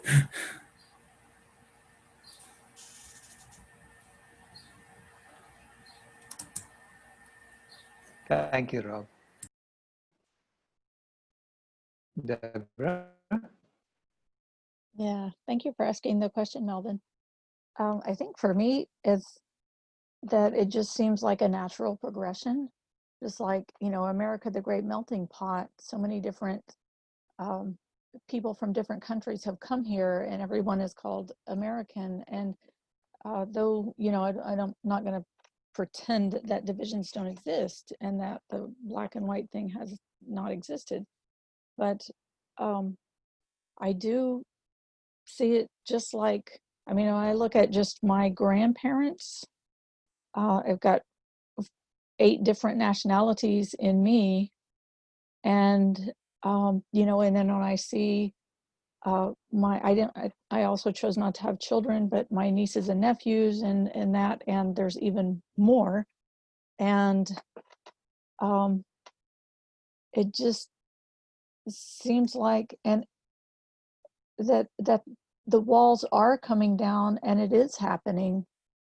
And there is more acceptance for it. And one of the things that I really have noticed, I mean, you know, it may be bumpy right now, but I do believe it's a natural progression. One of the things that I have noticed over the last, I don't know how many, 6 months or so, maybe a little longer than that, is that television commercials have started showing more and more integrated couples. Has anybody else noticed that? And you know, I know I always mention I moved in with my dad who's 97, and so the TV is on a lot. We watch a lot of television, and that just kind of blows my mind how much meat is in every commercial, either meat or drugs to heal you from the disease you got from eating the meat, or you know, something like that. But all of the commercials are now showing interracial couples, and most of them. And, you know, I was thinking about it, and it's like, okay, that wasn't normal when I was a kid. But for all of my great nieces and nephews that are running around now and seeing that, it just becomes a normal thing. And it does normalize, it starts to normalize it for them. I mean, unfortunately, just like eating meat and then taking medicines because you're naturally, just by some, you know, natural progression of being a human being and aging, you're going to get sick, having nothing to do with that meat. Now you have to take these drugs, you know, like that's all part of the normal conversation too, unfortunately. But the, I think that it does, like, template, you know, we're all impressionable as young children, and we get templated with certain things, and those things become what we see as normal. And so I think it's happening. And as far as I'm concerned, I think it's a good thing. It doesn't instill fear or hesitation or anything in me. It's just like, all right, here we go. Thanks, Deborah. Thank you. Helen?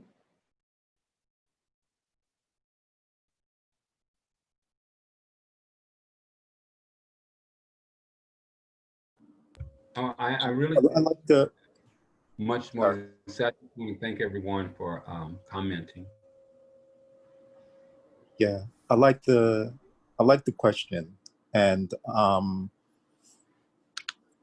wanted to know from your perspectives, just, I guess, diving deeper into that question a little bit.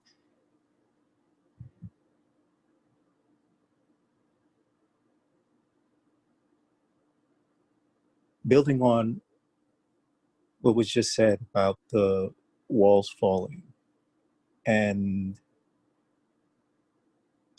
what I feel is what I'm sensing is a pervasive feeling as these walls start to fall down. Who am I? Who are we? Who will I have to become in this next iteration of what is? I mean, clearly, homogeneity is not going to be a solution overnight. You know, I doubt it'll ever be a solution, because we'll find some other way of creating division based on the now minute differences that might exist, whether they be along class lines, or, you know, people with big ears and big noses versus people with big feet. I mean, as human beings, we have a propensity to do that, to differentiate and to, you know,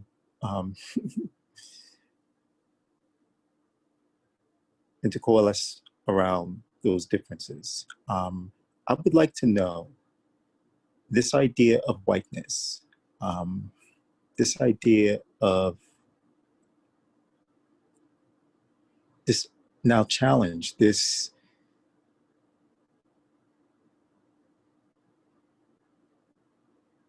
idea of whiteness, white supremacy within a neoliberal state. How are people sitting with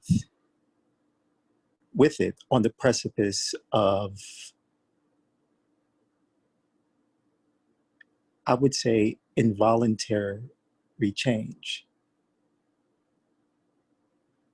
I think a lot of the pushback that's happening right now is everyone who's been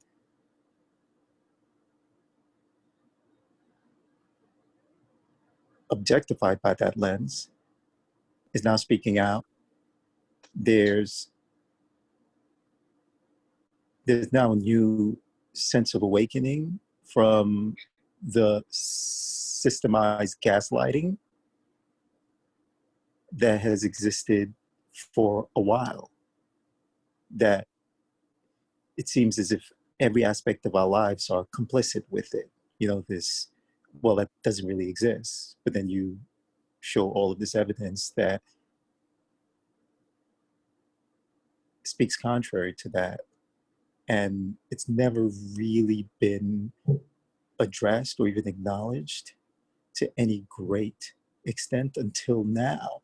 And I think the prevailing feeling is that we have no other choice but to live within this new existence with new clothes. And I want to know what that negotiation, what that process is looking like in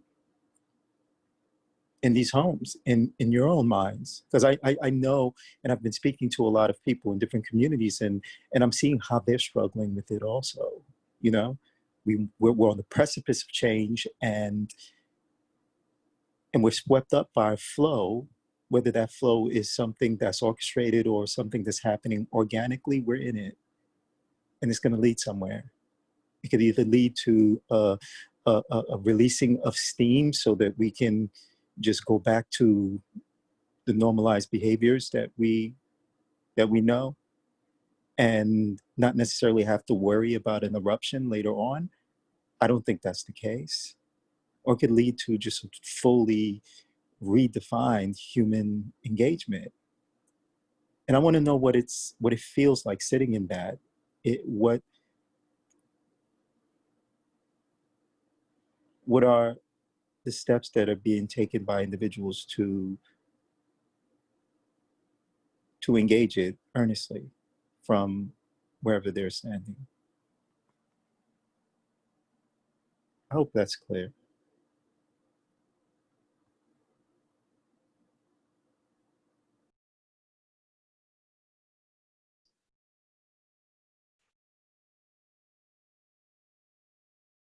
Thank you for that. You know, you're absolutely right. You know, the frame of reference is always, you know, if you are 1/4 black, you're black. But if you're 1/4 white, why aren't you white? Why don't, so we classify differently for white, right? So I think that's where some of the problems are coming from. Anyway,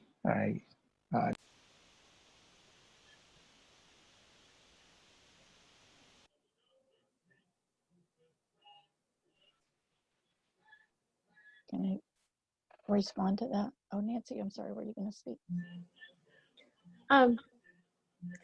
Well, I was just thinking that black is actually a very dominant gene. It's the original people, humanity, you know, is black. So when somebody who's white is a quarter black, you wouldn't see it.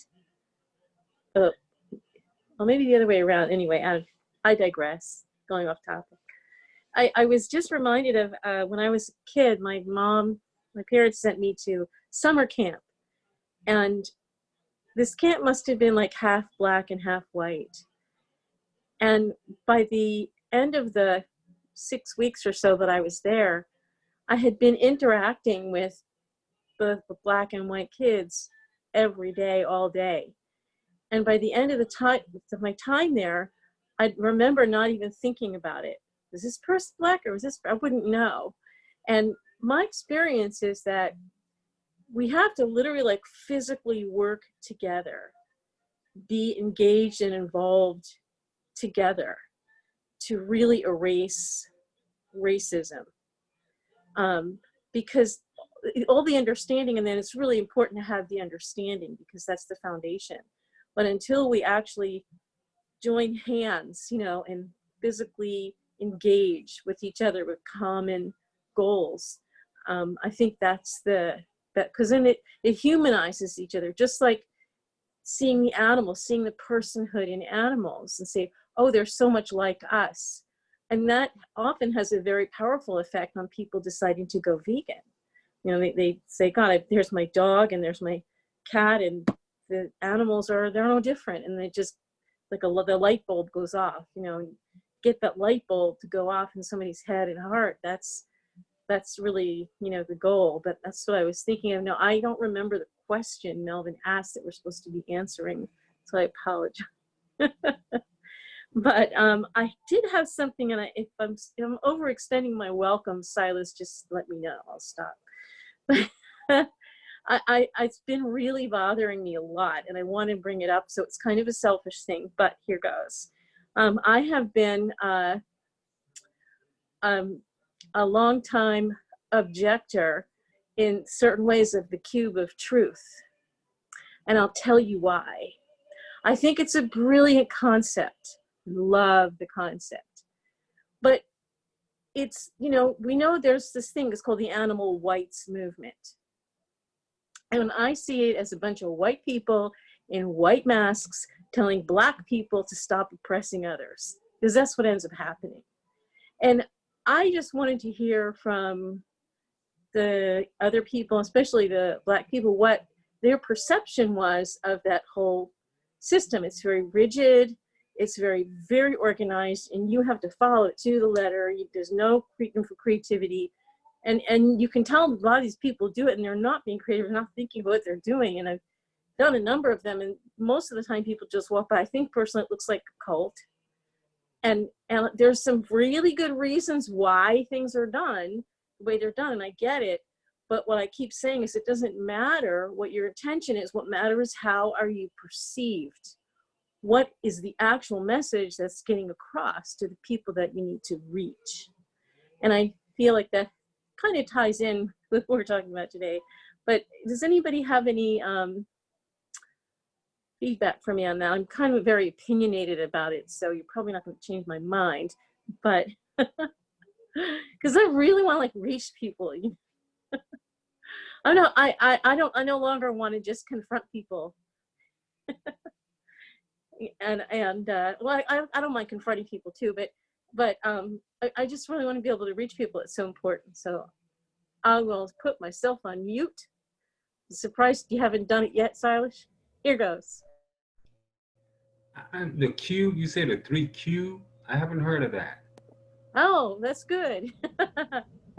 It's called the Cube of Truth, and you get a bunch of people with big computers, or some people have TV screens, and they form a cube, you know, so from all four sides, and they show all of the horrible, horrible things that are done to animals, mostly in animal agriculture. And it's all about the horrible things that are done. That's another issue that I have with it too. And they put these white masks on. They're like the theater. You ever seen the theater faces, the happy and the sad theater face icons? Well, it's a white mask with this stupid smile.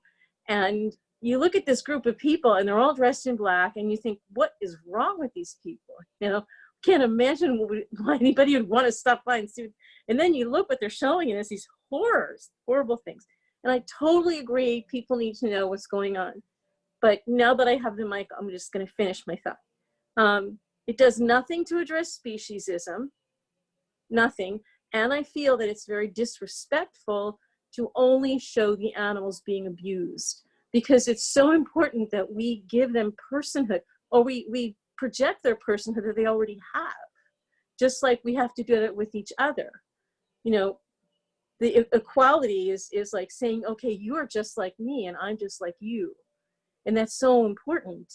And it's the same thing with speciesism. Like, okay, we have uniqueness, but sentience, you know, it's a quality of sentience, and we share that.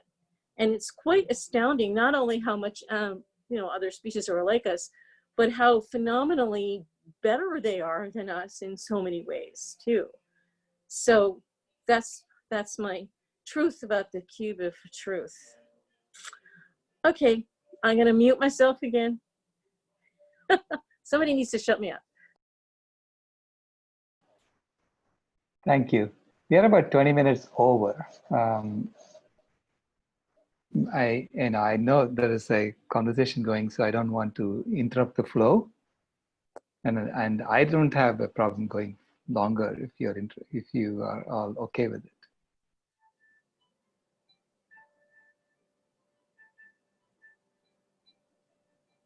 Okay. All right. Nancy, have you seen FARM, FARM, the Farm Animal Rights Movement? And they Oh, also, sure. they also show a video, a 4-minute video, and they pay people $1 to Right. watch the video. And then they get them to sign up and so on. It's a similar idea to Cube of Truth, but I think they started it well before Cube of Truth. Yeah, that's one way to go. Like I said, it's important that the truth be that these horrors do become, but the thing is to get people to change their behavior, and changing what you eat is a massive behavior, because on one hand it's so personal, but we know that it's, again, not, it's never just personal.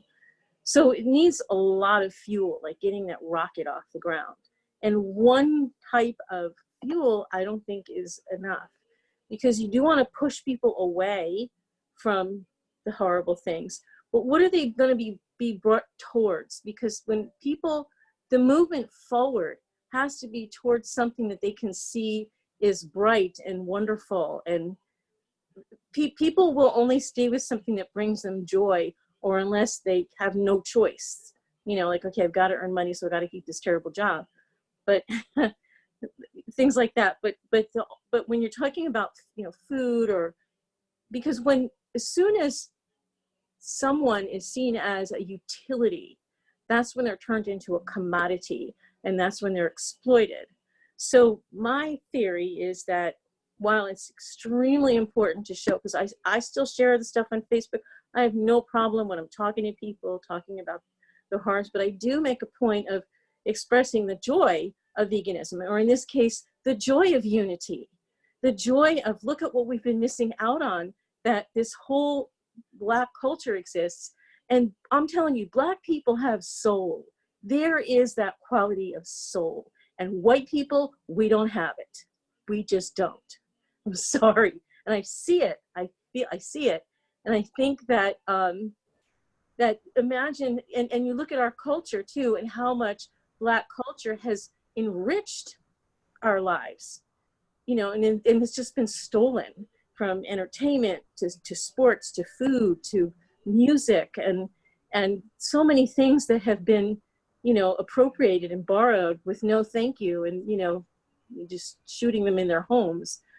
So I think that we have to see that, okay, equality is good, but there's also this whole richness to life, and this experience of expanding our being when we do embrace people of different cultures and different colors, because color, it's like white people is a mutation from moving north.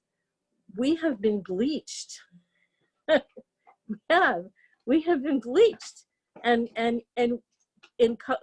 being in this frame of oppression that I didn't even know I was a part of and benefited from. You lose a part of your humanity, just like when we, oppress animals or pay someone else to do it, we lose a part of our humanity.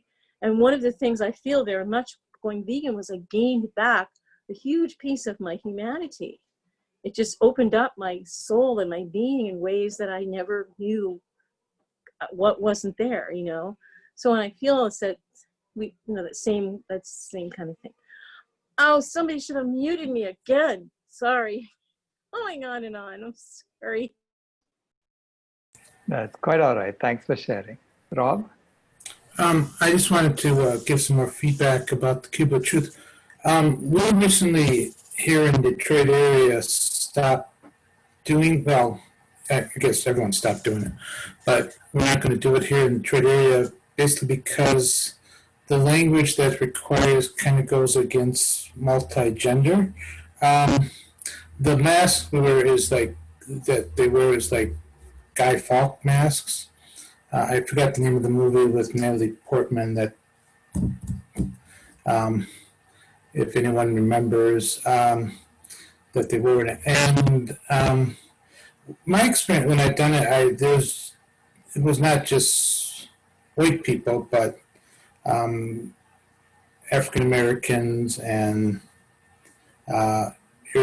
Arabic Americans that joined in.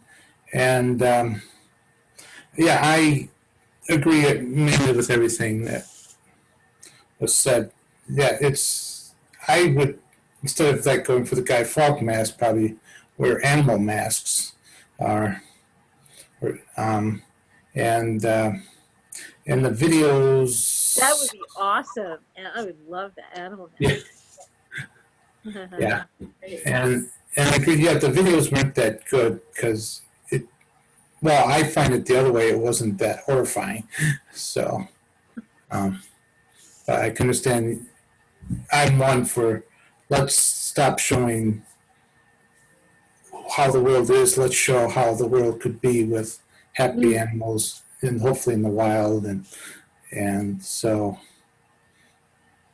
but yeah, but Well, as I think both. You know, I think that it's important yes, that people see this is what you're paying for, but then look at that vision. Like the original Earthlings had that. They had some beautiful scenes of animals at the end. mm-hmm. Yeah. Well, yeah, right. It's kind of like when I tell people about, yeah, you got to see Salish Rao. He does this great talk. And when I say it, it sounds horrifying. But when Salish says it, it's kind of uplifting and beautiful that we're heading towards this utopia. So, yeah. So that's my take on it. Thank you. Thank you. Well, Nancy, thank you for, oh, go ahead on, Deborah. Okay. Thank you. Yeah, I wanted to respond to Fallon's question that you brought up about, what are we becoming?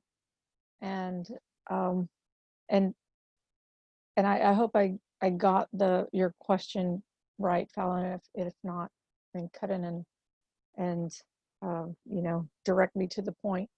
But what are we becoming as the barriers break down and we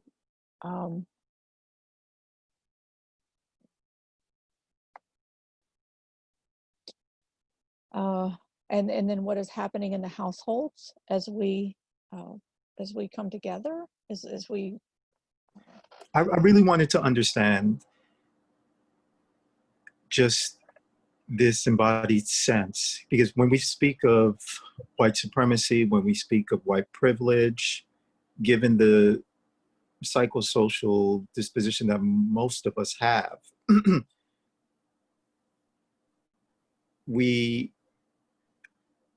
well,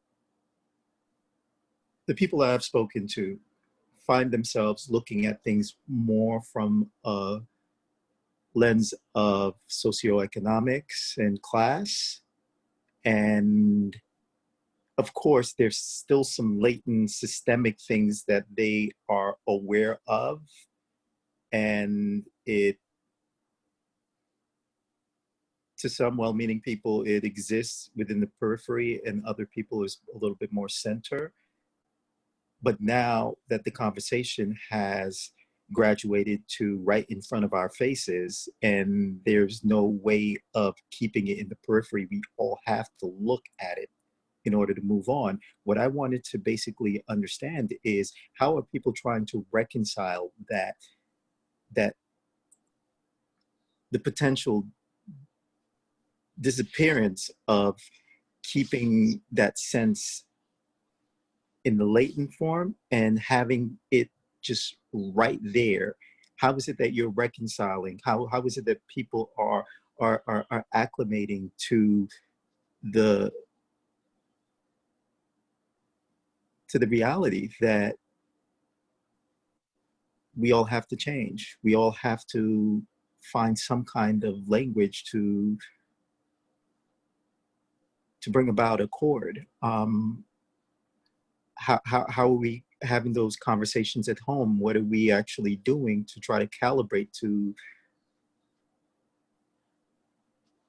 what we're growing into, or we have to grow into? yeah I don't know if that clears it up a little bit more. well, I'm going to try to answer as as best I can from what I think I'm hearing. So, the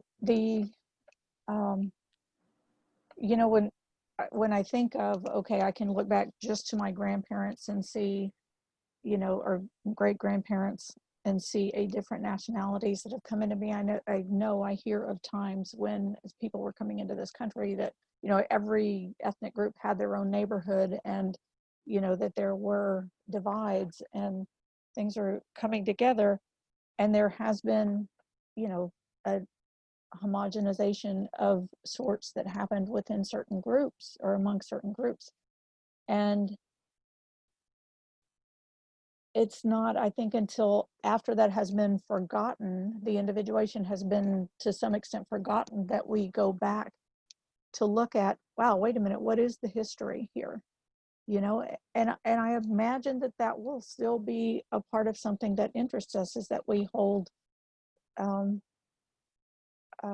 that curiosity about the history of our ancestors and where we've come from, and look at the popularity of the, you know, the 23andMe and all of those things now, and the desire that people have to know about what is in their DNA and where they've come from, and the roots and the countries and histories and all of that kind of stuff. One of the things that gives me a lot of hope is that I do believe, and this may sound a bit esoteric, but that I do believe that our world is evolving spiritually, as I do believe the vibration is getting higher, you know, that we are coming into a higher vibration. There are more people who are opening to compassion and to love and to unity and to wanting to come together and understand each other, and wanting to make the world a better place, wanting to live in a world of nonviolence, and trying to take the veils off and question ourselves and question our systems and question the way that we live and want to make it better. And my hope is that as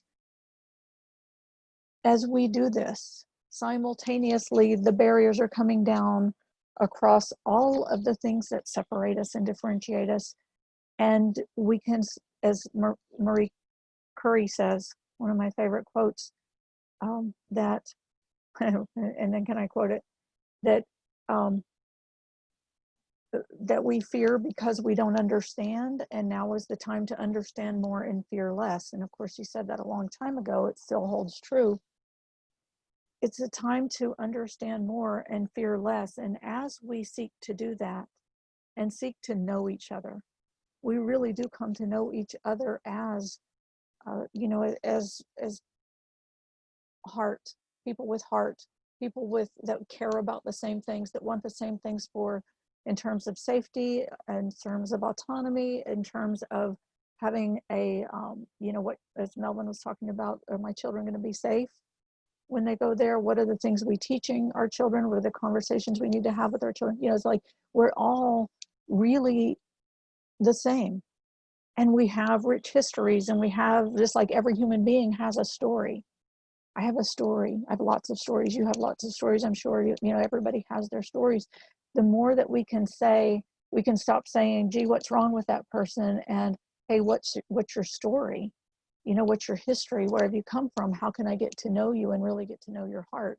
Really get to know, you know, what's the driving passion in your soul that gives you, you know, gives meaning to your life, and why are you here, and what excites you about being a part of this world? What are the things about this world and about yourself that you want to change?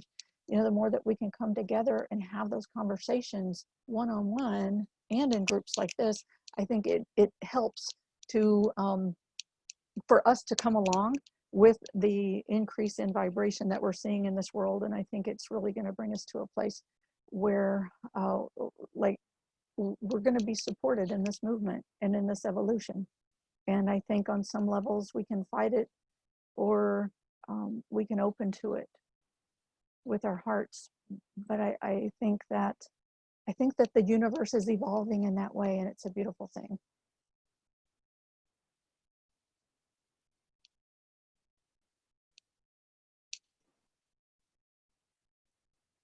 On that beautiful note, I think we are 37 minutes over. So thank you all very, very much. And I look forward to continuing to work with you all. Thank you. Thank you all. Bye-bye. Thank you, everyone. Good night. Thank you. Bye-bye.